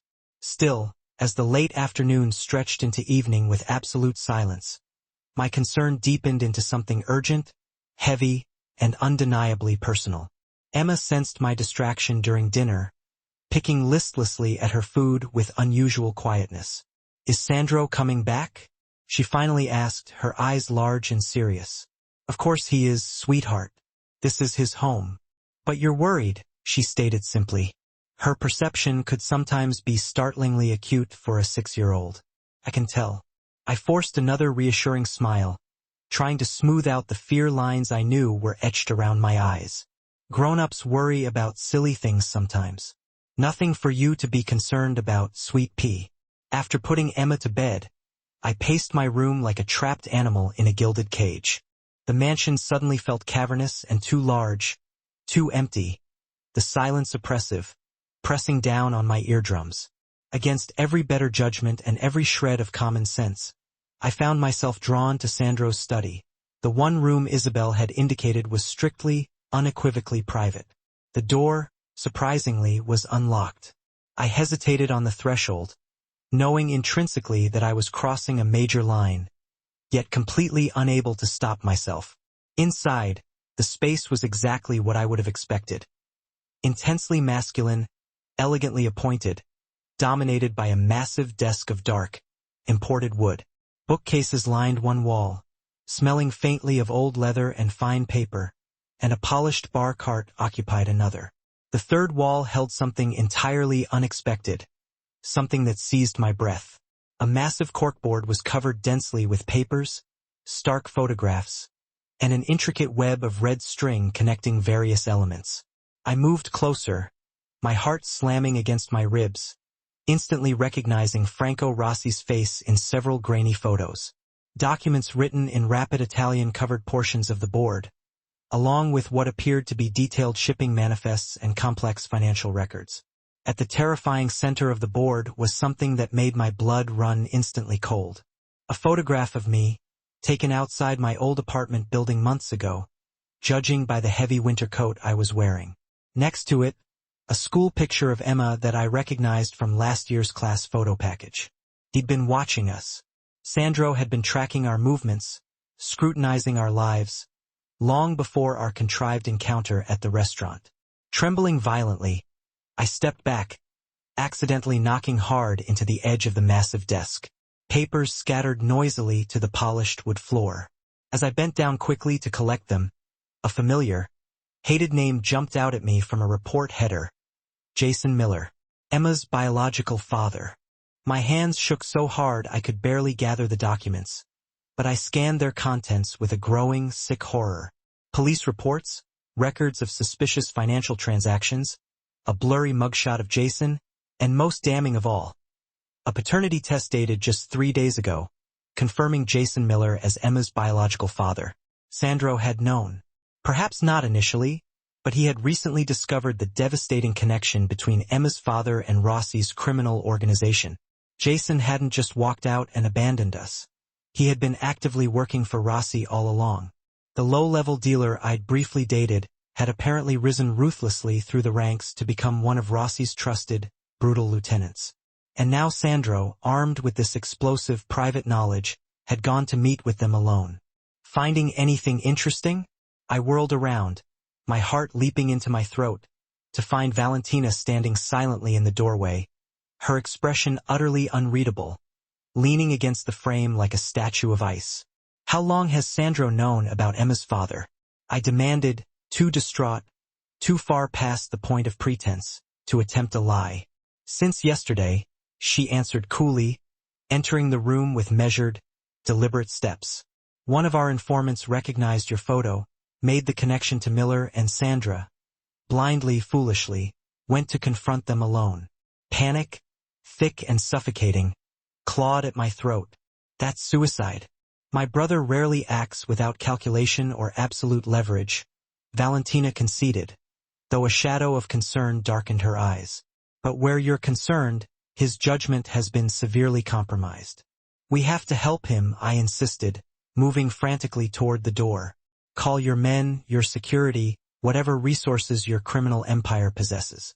Valentina's sharp, cynical laugh stopped me dead in my tracks. You think I haven't tried? Sandro deliberately circumvented his entire security detail. None of our usual properties are in use. He's gone dark intentionally. She studied me with a new, disturbing interest. Your concern seems surprisingly genuine. Of course it's genuine. He's in danger because of me. Because of my connection to, I couldn't bring myself to say the words, to Emma's father. A connection you never disclosed, she noted, her tone sharpening to a dangerous point. Even when you knew Rossi was actively targeting you specifically. Shame and fierce defiance warred within me. I didn't know Jason worked for Rossi. He was just a small-time dealer when I knew him. Small-time, small stakes. When I got pregnant, he vanished. I never saw him again. Yet you recognized his name on those documents, she pressed, forcing me to meet her gaze. You knew something was profoundly wrong with him. Something beyond simple, cowardly abandonment. I sank slowly into Sandro's large desk chair, the energy and the will to fight draining out of me completely. The night I told him I was pregnant, I found drugs in his apartment. Not just marijuana or party pills. Serious weight, cocaine packaged meticulously for distribution. When I confronted him, I swallowed hard, the memory still physically painful, corrosive. He got violent. Said I was never to tell anyone about what I'd seen, or he'd make sure I regretted it for the rest of my life. Valentina's expression softened fractionally, though only enough to confirm she was still listening. And you never reported this? To who? I asked, the bitterness thick in my voice. The police who never came when I called about break-ins at my apartment? The entire system that had failed me my whole life? I shook my head bitterly. I changed my phone number, moved apartments, cut all ties with anyone who knew him. I was just grateful he never came looking for us. Until now, Valentina said quietly, concluding the horrific narrative. Rossi must have connected the dots somehow, and Sandro walked right into it. Fear constricted my chest until I could barely breathe. We have to find him. Before Valentina could respond, her phone rang. It sounded loud in the silent room. She answered immediately, her posture stiffening instantly as she listened. Where? She demanded. Condition. Another agonizing pause. Lock it down. No one in or out. We're on our way. She ended the call, already moving decisively toward the study door. They found him. Hospital on the north side. Private entrance. He's alive, but that's the sum total of what I know right now. I was instantly on my feet. I'm coming with you.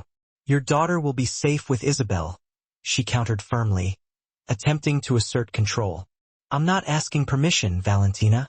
Something sharp, something like respect, flickered momentarily in her eyes, replacing the cold assessment.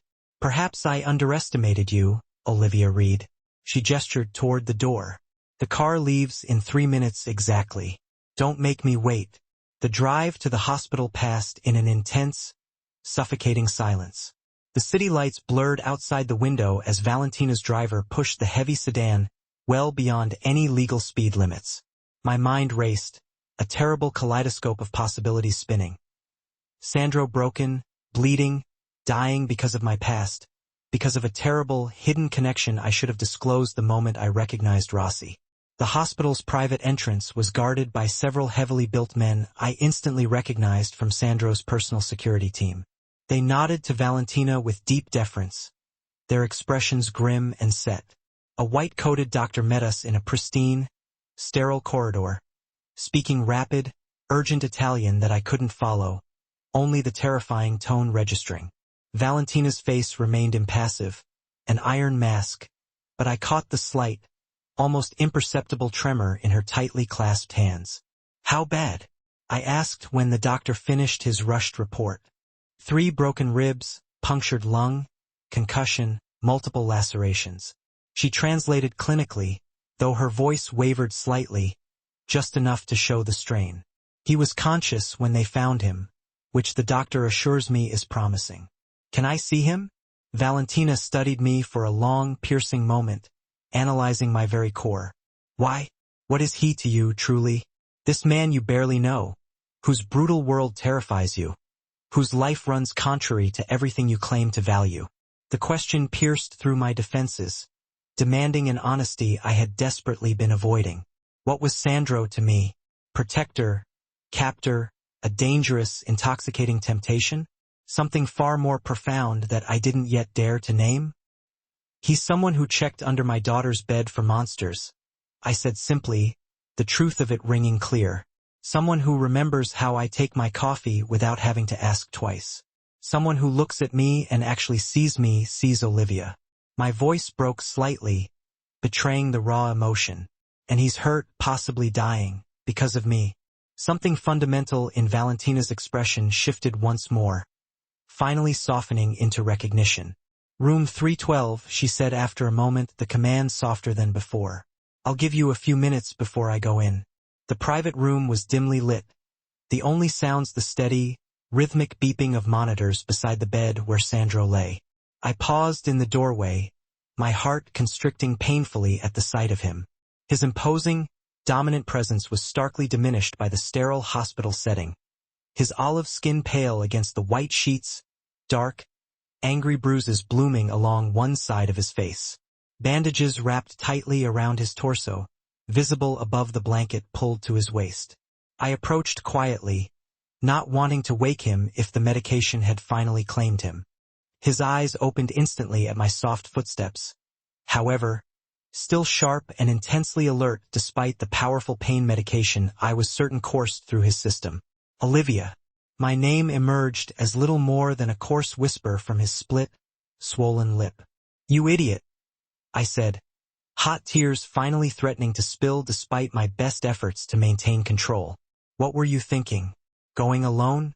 A ghost of his usual arrogant, charming smile curved the uninjured side of his mouth. Not the bedside manner I was hoping for, Kara. I sank into the chair beside his bed, fighting the overwhelming urge to reach out and touch him, to reassure myself with physical contact that he was indeed still breathing, still alive. Valentina told me what happened. About Emma's father. Sandro's expression darkened instantly, the pain momentarily forgotten.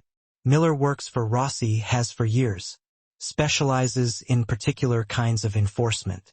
The euphemism wasn't lost on me. Enforcer meant violence, brutality, and likely murder. The man I'd once thought I loved, the biological father of my child, was nothing more than a professional thug for a monster like Rossi.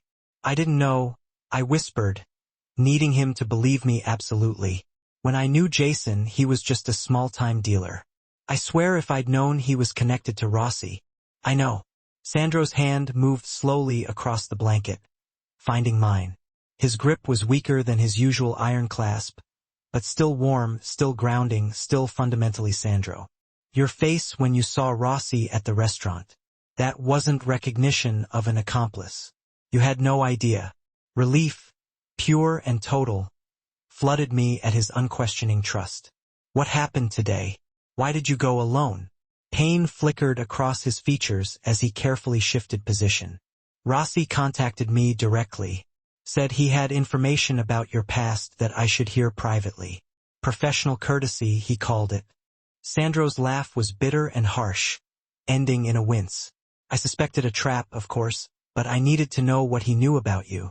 So, you sacrificed your safety for information about me?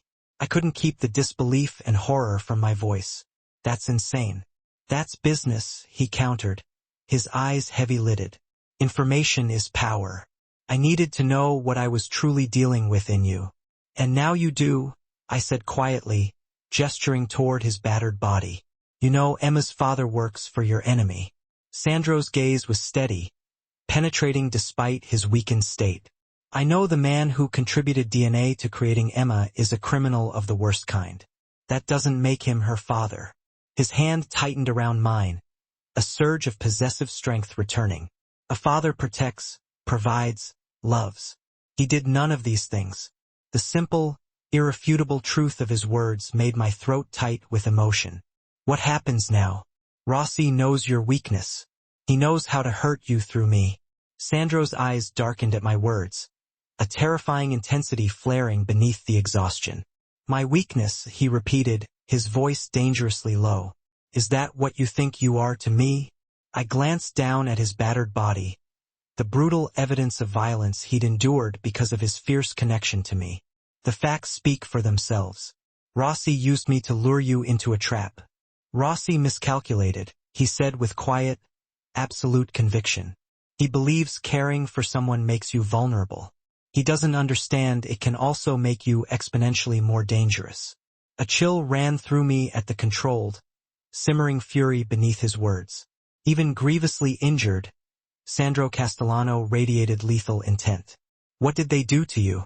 I asked, unable to stop myself from reaching out, my fingertips lightly touching the bruise darkening his cheekbone. He captured my hand instantly, pressing a slow, deliberate kiss to my palm that sent a dizzying spiral of heat through me. Nothing that won't heal, he evaded smoothly. Sandro, Miller was there, he interrupted, watching me closely for my reaction, evaluating my pain. Rossi's right hand now. Apparently, he confirmed Emma is his biological daughter. My stomach twisted sickeningly. Did he? Does he want to see her? No. The single word carried both immense relief and a renewed surge of anger. He expressed zero interest in Emma beyond her potential usefulness as leverage against me. Against you. His jaw tightened visibly, a muscle bunching. He will never come near her. I give you my word on that, Olivia. The fierce, absolute protection in his voice made my heart ache with a strange, confusing mix of gratitude and adoration. Thank you. Sandro shifted again, wincing slightly as he managed to sit straighter against the pillows. You should return to the house now. Emma will worry deeply if she wakes and you're not there. I'm not leaving you, I said firmly, surprising myself with the sudden vehemence and certainty in my own tone. Something softened deeply in his gaze, a profound tenderness. Stubborn woman, he murmured, the fondness in his voice robbing the words of any criticism whatsoever. The door opened before I could respond, revealing Valentina along with two large men I recognized instantly from Sandro's main security detail.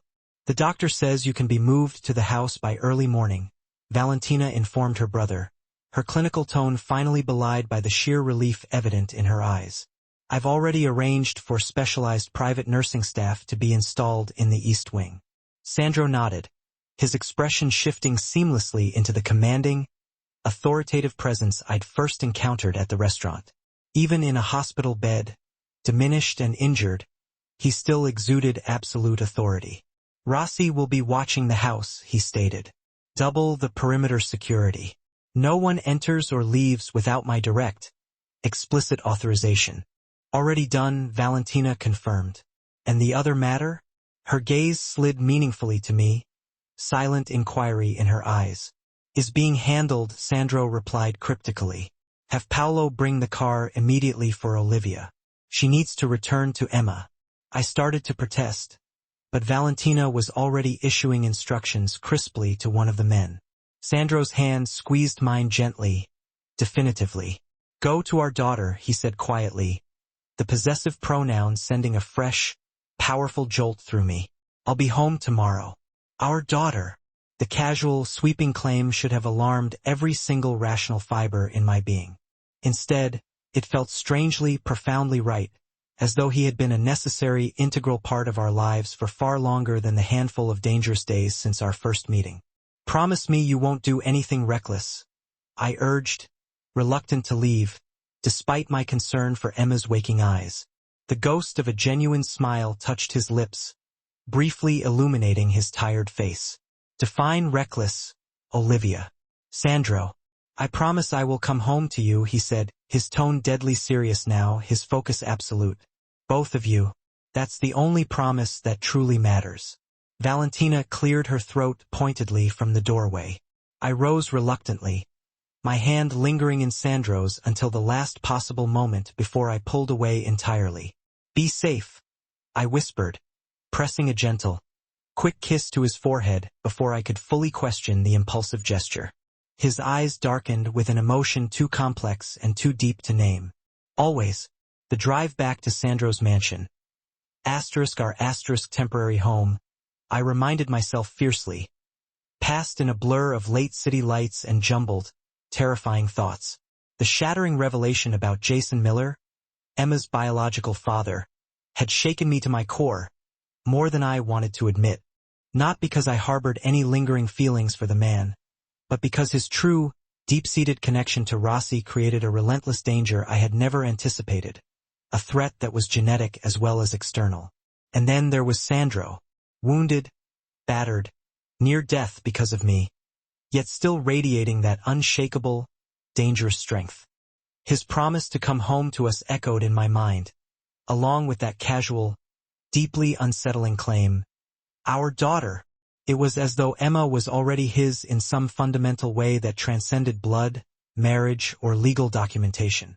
Most unsettling of all was how intensely right it had felt, how natural, as if the three of us had somehow formed a fragile, powerful family unit in the span of less than a week. Isabel was waiting composedly when I arrived, though her usual composure seemed slightly frayed, the mask strained around the edges. Emma's still sleeping soundly, she assured me immediately. I've been checking on her every half hour exactly as instructed. Thank you, I said, genuinely grateful for her steady, unwavering presence. And Mr. Castellano? Have you heard anything further? Miss Valentina called ahead. Medical staff are preparing the East Wing suite for his arrival tomorrow morning. She hesitated, then added quietly, the security protocols have been enhanced significantly. You'll notice more personnel on the grounds than usual. I nodded, too drained and exhausted to question the necessity of armed men surrounding us. I think I'll just check on Emma and then try hopelessly to get some sleep. My daughter was indeed sleeping peacefully, her stuffed unicorn clutched tightly against her chest, oblivious to the swirling, dangerous complications surrounding her. I brushed the hair gently from her forehead, overwhelmed by an agonizing love and a fierce, visceral protectiveness. I would do anything, absolutely anything, to keep her safe, even if it meant aligning myself permanently with a man like Sandro Castellano. Sleep proved entirely elusive despite my crushing exhaustion. I tossed restlessly, my mind replaying fragments of the recent conversation, searching fruitlessly for solutions to a situation that seemed increasingly impossible, increasingly fatal. Dawn was finally breaking, a pale gray light leaking through the heavy curtains, when I finally drifted off, only to be awakened what felt like mere minutes later by Emma bouncing excitedly onto my bed. "Mommy! Sandro's home, and he brought me a puppy." I bolted upright, certain the combination of guilt and fatigue had made me miss here. "A what? A puppy?" Emma's face was alight with pure, unadulterated excitement, glowing in the morning light. "He's tiny and fluffy and his name is Cosamo." That was the puppy's name, a ridiculous, fluffy name. Emma insisted he was downstairs right now with Sandro. I shot out of bed, adrenaline replacing sleepiness. I didn't even check the time, merely snatching up my silk robe and tying the sash tightly over my thin nightgown. Sandro? Downstairs? The man was supposed to be sedated in an ICU bed. "Sweetheart, are you absolutely certain?" Mr. Castellano was still recovering. He wasn't expected back until at least tomorrow, if ever, from the hospital. "He's in the garden," Emma insisted, her small hand forcefully pulling mine. "He's having breakfast." I allowed myself to be dragged downstairs, a confusing mix of disbelief and sheer anxiety churning inside me. Sandro was supposed to be heavily medicated, nursing fractured ribs and a newly repaired lung. How could he possibly be eating breakfast? But when we stepped onto the sun-drenched terrace, the improbable became undeniable. There he was, Sandro Castellano, seated at the wrought iron breakfast table, utterly composed, reading a financial report on his tablet. In the crook of his left arm, he cradled a ridiculously tiny, pristine ball of white Maltese fluff. He looked up as we approached, and the sight stole my breath. The brutalized, pale wreck I had left behind in the sterile hospital room was gone. This version of Sandro was perfectly resurrected. Clean-shaven, his dark hair freshly styled, and dressed impeccably in a charcoal linen shirt and slacks. Casual, yet clearly bespoke and expensive. There was no trace of the violence he'd endured. Not a single bruise marred his jawline. "Good morning, Kara," he greeted me, offering that subtle, knowing smile that always sent a stupid, involuntary flutter through my chest. "I hope you don't mind the abrupt homecoming. The hospital environment, as you know, can be restrictive. You are supposed to be immobilized, recovering from a near-fatal assault." I managed, still rooted to the spot, trying to reconcile the doctor's prognosis with the man sitting serenely before me. "And you acquired a dog." "A puppy," he corrected smoothly, lifting the tiny creature slightly so I could inspect its perfectly tailored little face. "A Maltese, hypoallergenic, excellent temperament, and quite suitable for children." Emma reached out with hands that trembled slightly with reverence. The joy on her face when Sandro carefully transferred the small, squirming animal to her arms was pure, overwhelming happiness. "Can we really keep him, Mommy? Please, please?" I skewered Sandro with a furious, accusatory glare, which he met with maddening, unrepentant calm. "Perhaps you might have consulted me before making such a significant, life-altering decision," I hissed. "Perhaps," he agreed mildly, taking a slow sip of his coffee. "But Emma mentioned wanting a dog 3 days ago." I thought it might provide some comfort during what is rapidly becoming a transitional period. The heavy implication that our lives were about to change again, irrevocably, was certainly not lost on me. Emma, darling, why don't you take Cosamo? I emphasized the silly name to show Isabel. I need to speak with Sandro now. My daughter, already completely besotted with the puppy, nodded without hesitation and skipped back toward the house. The instant she was safely out of earshot, I rounded on Sandro, my hands settling firmly on my hips. You cannot simply make unilateral decisions about pets without consulting me. And what in God's name are you doing out of the hospital? You had a punctured lung and severe internal trauma less than 12 hours ago. I have excellent medical care, he replied calmly, gesturing toward the empty chair next to his. Please sit, Olivia. Your coffee is getting cold. I stood my ground, hands still planted on my hips. Don't change the subject. You were seriously injured. The doctor said. The doctor works for me, Sandro interrupted, his tone gentle but absolute. And I recover quickly. I peered closer, and now the facade fractured slightly.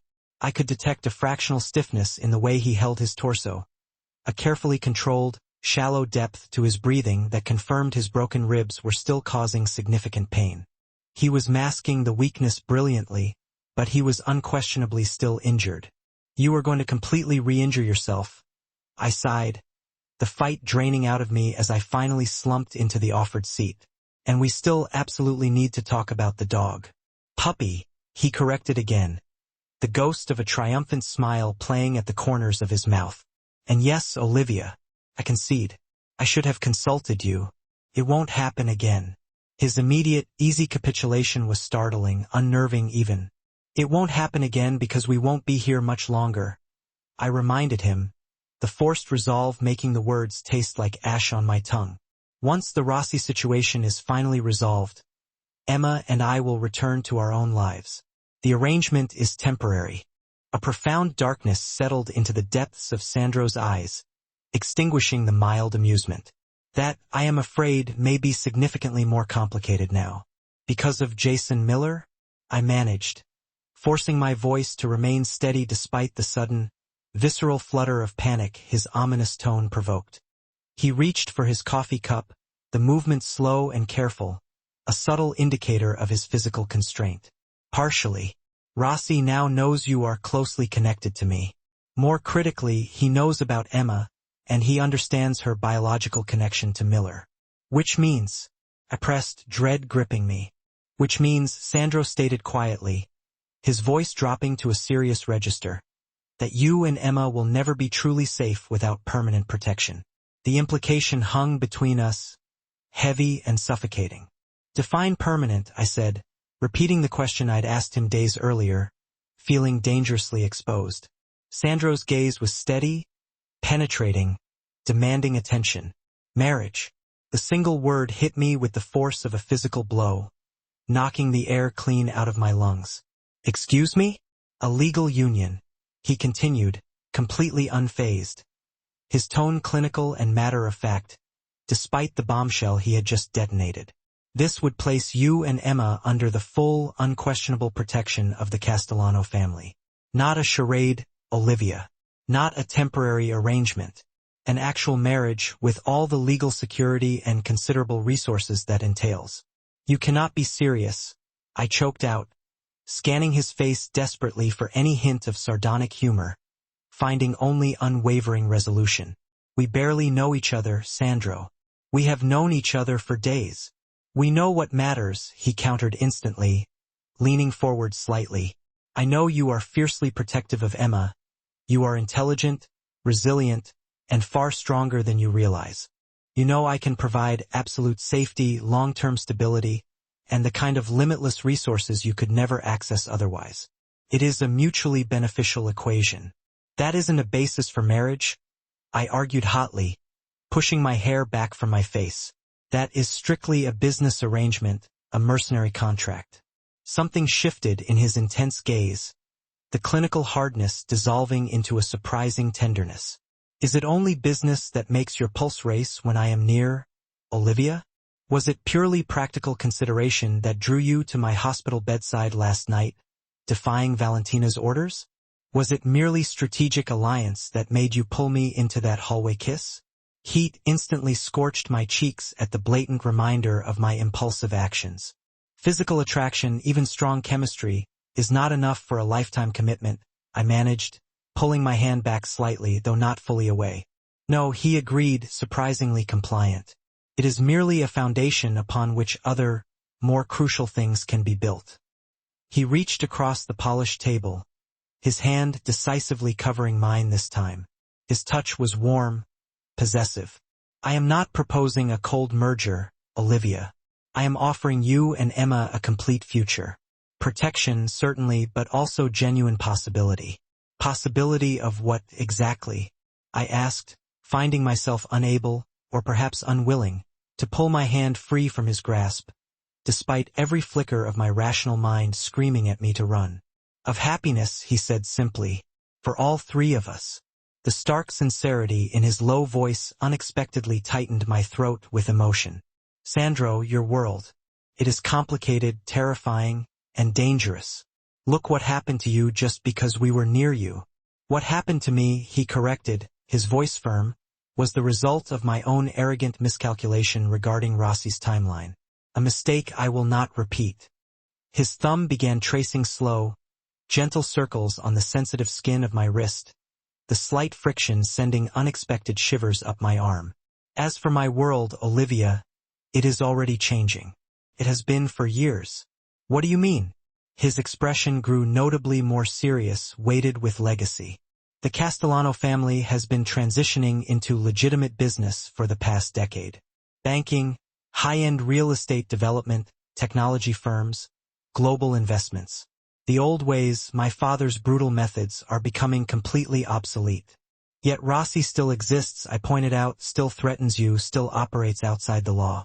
Rossi is the past, Sandro stated with quiet, dying certainty. A man clinging to methods that no longer serve, motivated by outdated greed. After last night's stupidity, his days are precisely numbered. A deep chill traced its way down my spine at the sheer, cold implication of his statement. What did you do? Nothing yet, he assured me, though there was a palpable, dangerous stillness in his demeanor. But Rossi's fatal mistake was not attacking me. It was threatening you and Emma. His fingers tightened fractionally around mine. A silent, powerful covenant. There are rules in my world, Olivia. Lines that are simply not crossed. Innocent women and children are not targeted. We are not your family, I reminded him, the words tasting hollow and pathetic even to my own ears. Aren't you? His gaze held mine, challenging, searching, and somehow profoundly vulnerable all at once. Tell me you feel nothing when I touch you. Tell me Emma hasn't flourished and blossomed in this house. Tell me you genuinely want to return to struggling alone. Couldn't. The truth was stark and undeniable. In less than a week, Sandro Castellano had become essential. Not for his immense wealth or the promised protection, but for the way he looked at me with respect and desire. For how he listened to Emma's endless, rambling stories with genuine, quiet interest. For the steadfast strength he offered without ever demanding weakness in return. Before I could even attempt to form a response to his devastating question, Valentina appeared on the terrace, her face grim, her presence an intrusion of reality. It's time, she stated simply to Sandro, dismissing my existence entirely with a flick of her eyes. They have located Miller. Sandro nodded once, and the transformation was instantaneous.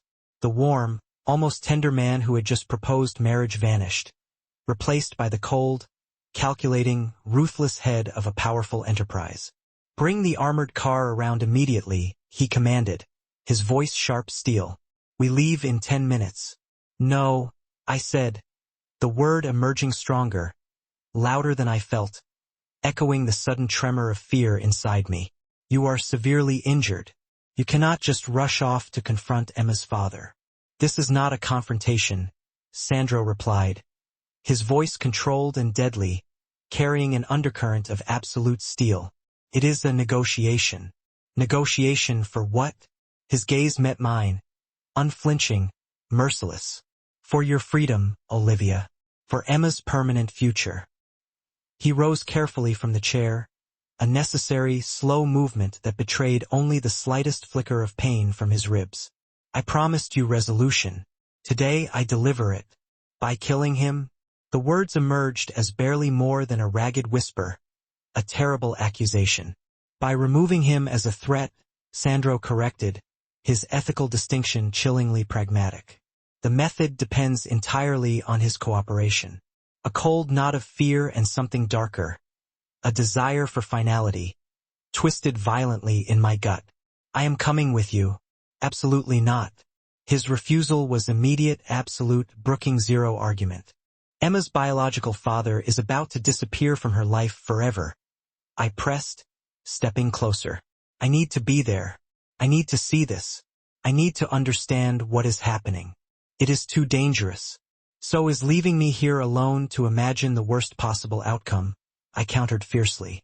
If you want me to seriously consider your proposal, your actual proposal, Sandro, then you need to show me who you really are. All of you, not just the softened, charming parts you think I can handle. Valentina made a soft, sharp sound of disbelief and annoyance behind him. She is either very brave or very foolish, brother. Perhaps both, Sandro murmured, studying me with a new, complex consideration that acknowledged the power shift. Very well, Olivia. You may come. But you will follow my instructions exactly. No questions, no hesitation. Understood? I nodded quickly, suddenly uncertain if I had just made the bravest or most terrible mistake of my life. What about Emma? Isabel will watch her. The house is locked down and secure. His expression softened fractionally, returning to the father persona. She will be perfectly safe with Cosamo until we return. 30 minutes later, I was strapped into the back seat of a sleek, black armored SUV beside Sandro, driving rapidly toward the anonymity of the industrial district near the lakefront. Valentina sat rigidly in the front passenger seat, while a large, silent man from Sandro's security detail drove. The atmosphere inside the vehicle was suffocatingly tense, humming with the current of unspoken danger and high-stakes maneuvering. Miller is being held at one of our secured warehouses, Sandro explained, his voice unervingly calm given the gravity of the situation. He was attempting to flee the city following last night's confusion. Is he hurt?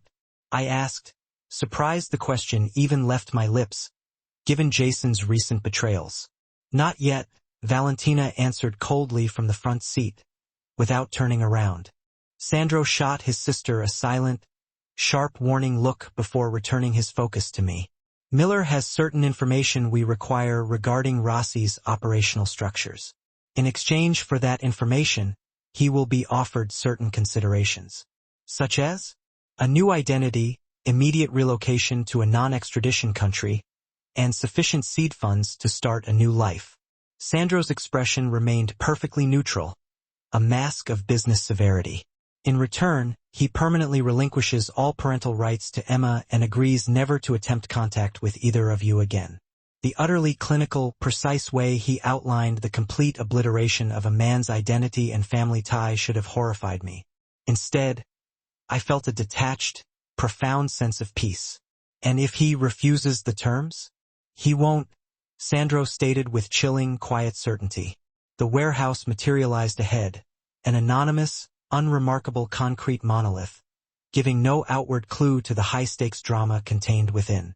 We were immediately ushered through a reinforced side entrance by 3 more of Sandro's men, their faces grim, the outlines of serious weaponry visible beneath their expertly tailored jackets.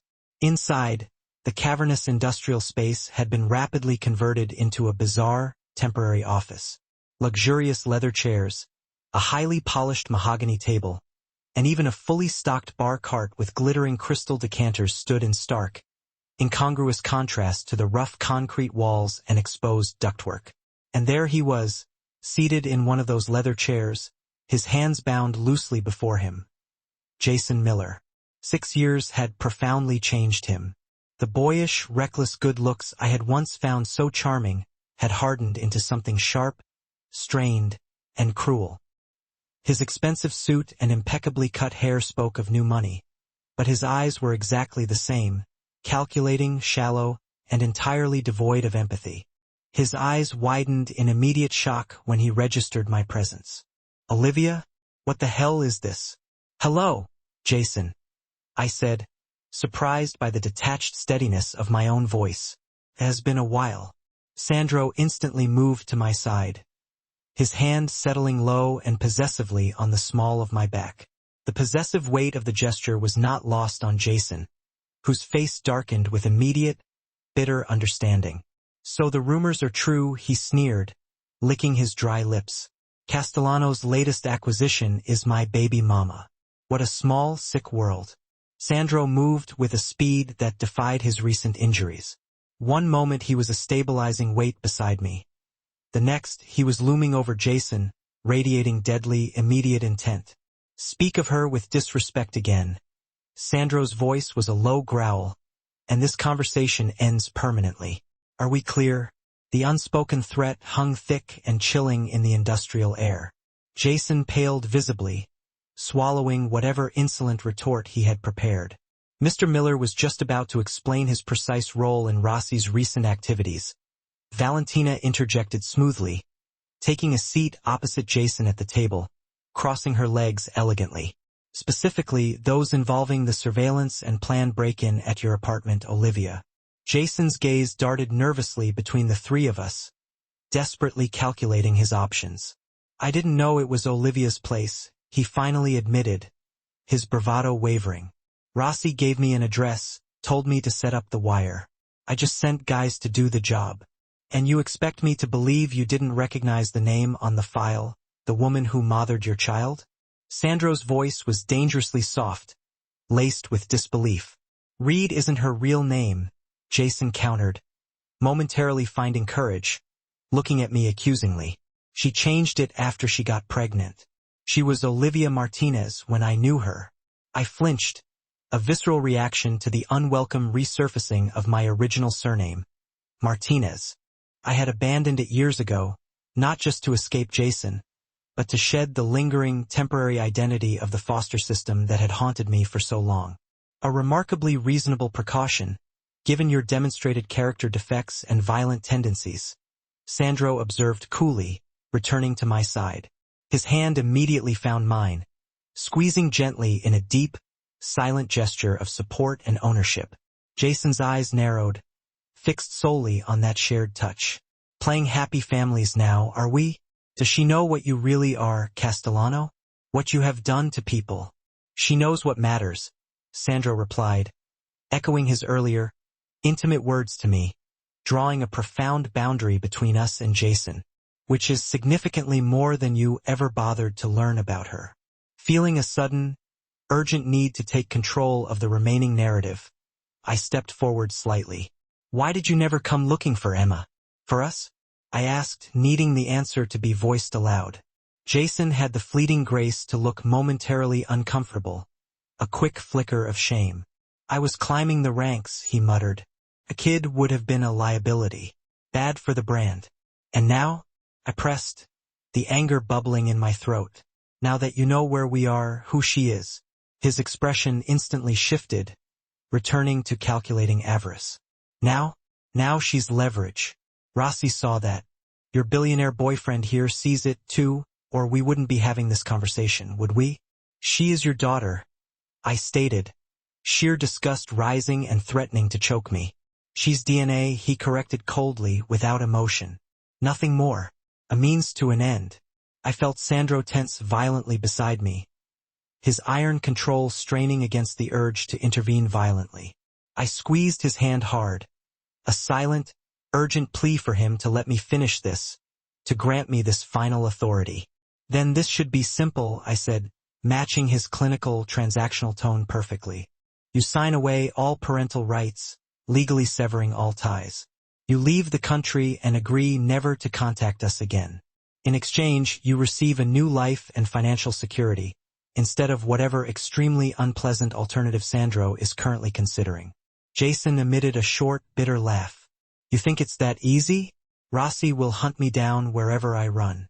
He doesn't allow deserters." "Rossi will no longer be a concern," Sandro stated, the phrase imbued with such quiet, lethal certainty that even Jason looked momentarily unnerved, shifting uncomfortably in his seat. "What does that mean?" Jason demanded. "It means," Valentina interjected, her voice sharp and enjoying the reveal, "that while we are having this charming reunion, our associates are currently dismantling Rossi's entire operation piece by piece. His warehouses, his distribution networks, his political connections, his digital infrastructure, all of it is being systematically severed as we speak." Jason's face drained completely of color, leaving him sickly gray. "That's impossible. Rossi has protection. He pays off half the city." "He had protection," Sandro corrected flatly. "It is amazing how quickly allegiances shift when certain deep financial irregularities conveniently come to light, or when irrefutable evidence of human trafficking reaches the right federal authorities." I stared at Sandro, sudden, terrifying understanding flooding my mind.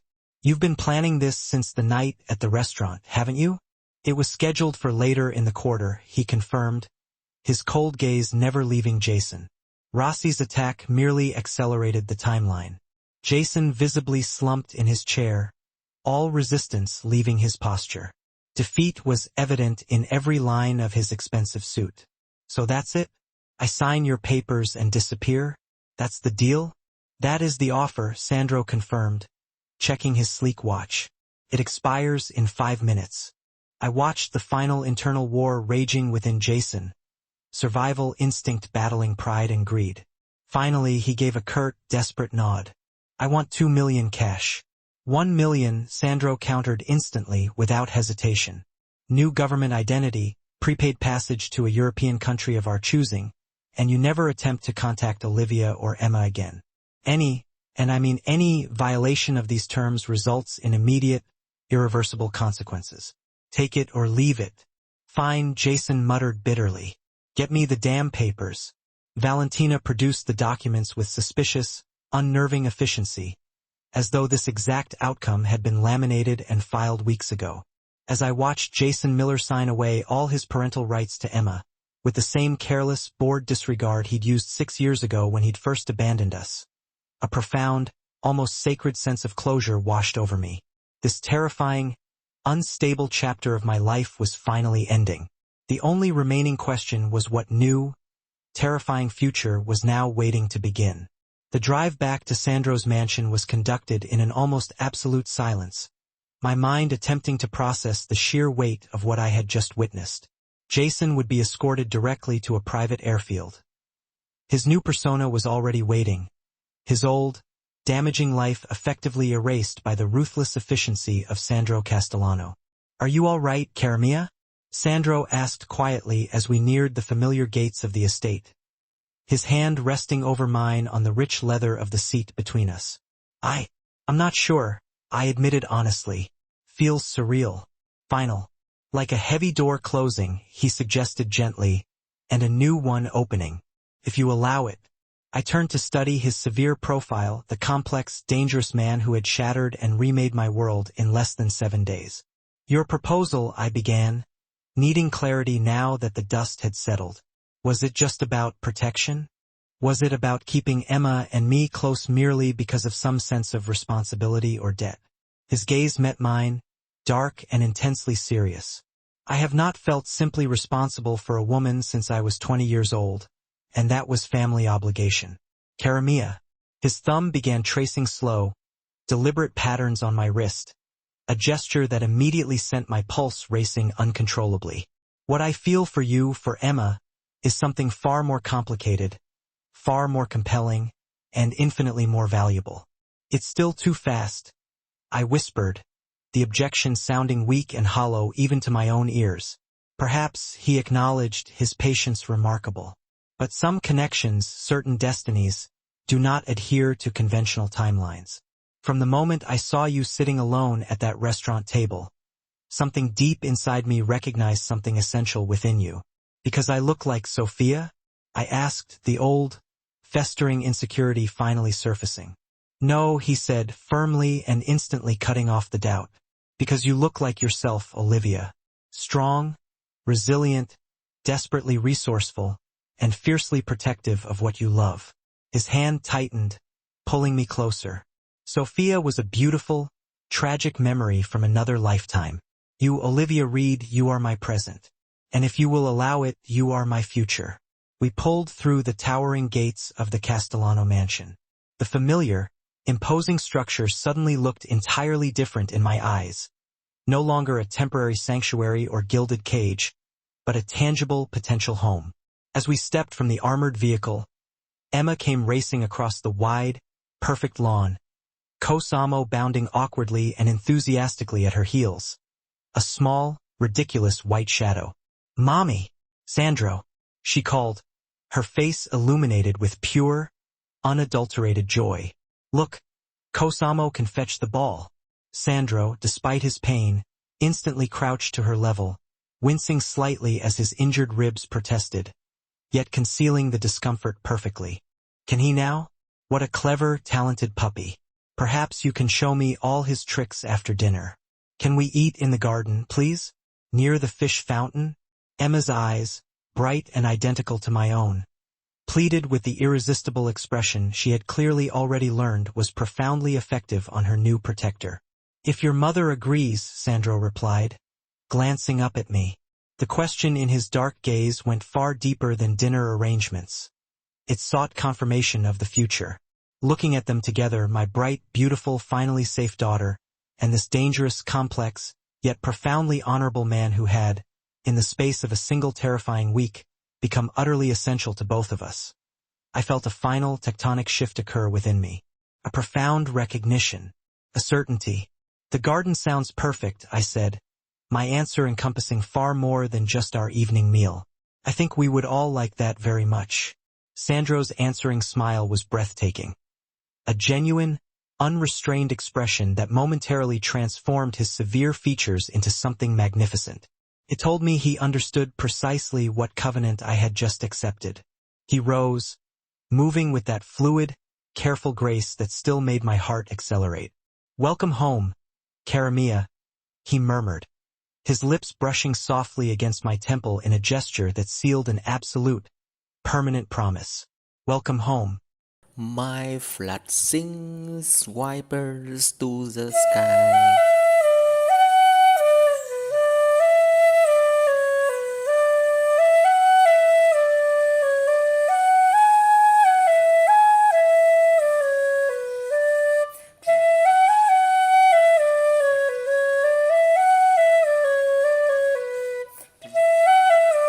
Melodies flows gentle and free, carrying dreams across the sea.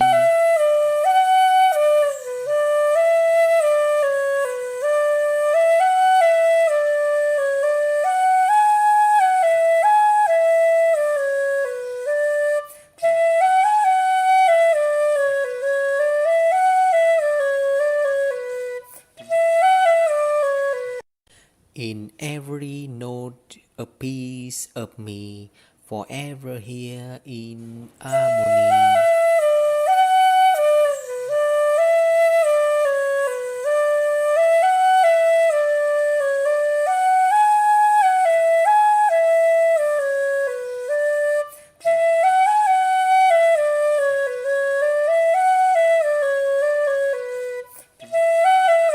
My flag sings wipers to the sky.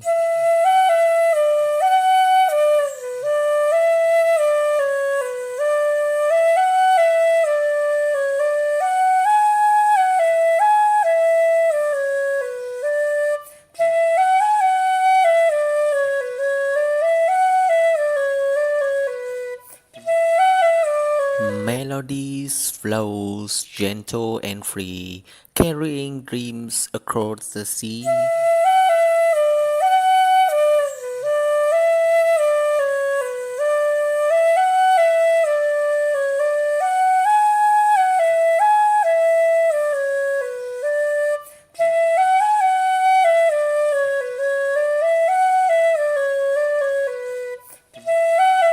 In every note a piece of me, forever here in harmony.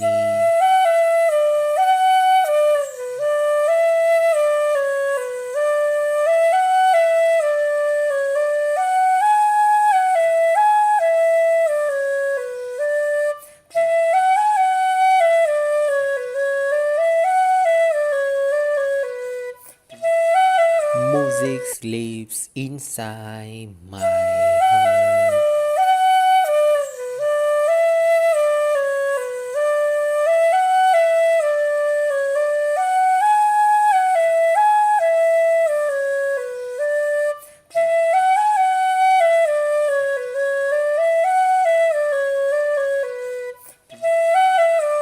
Music lives inside my heart.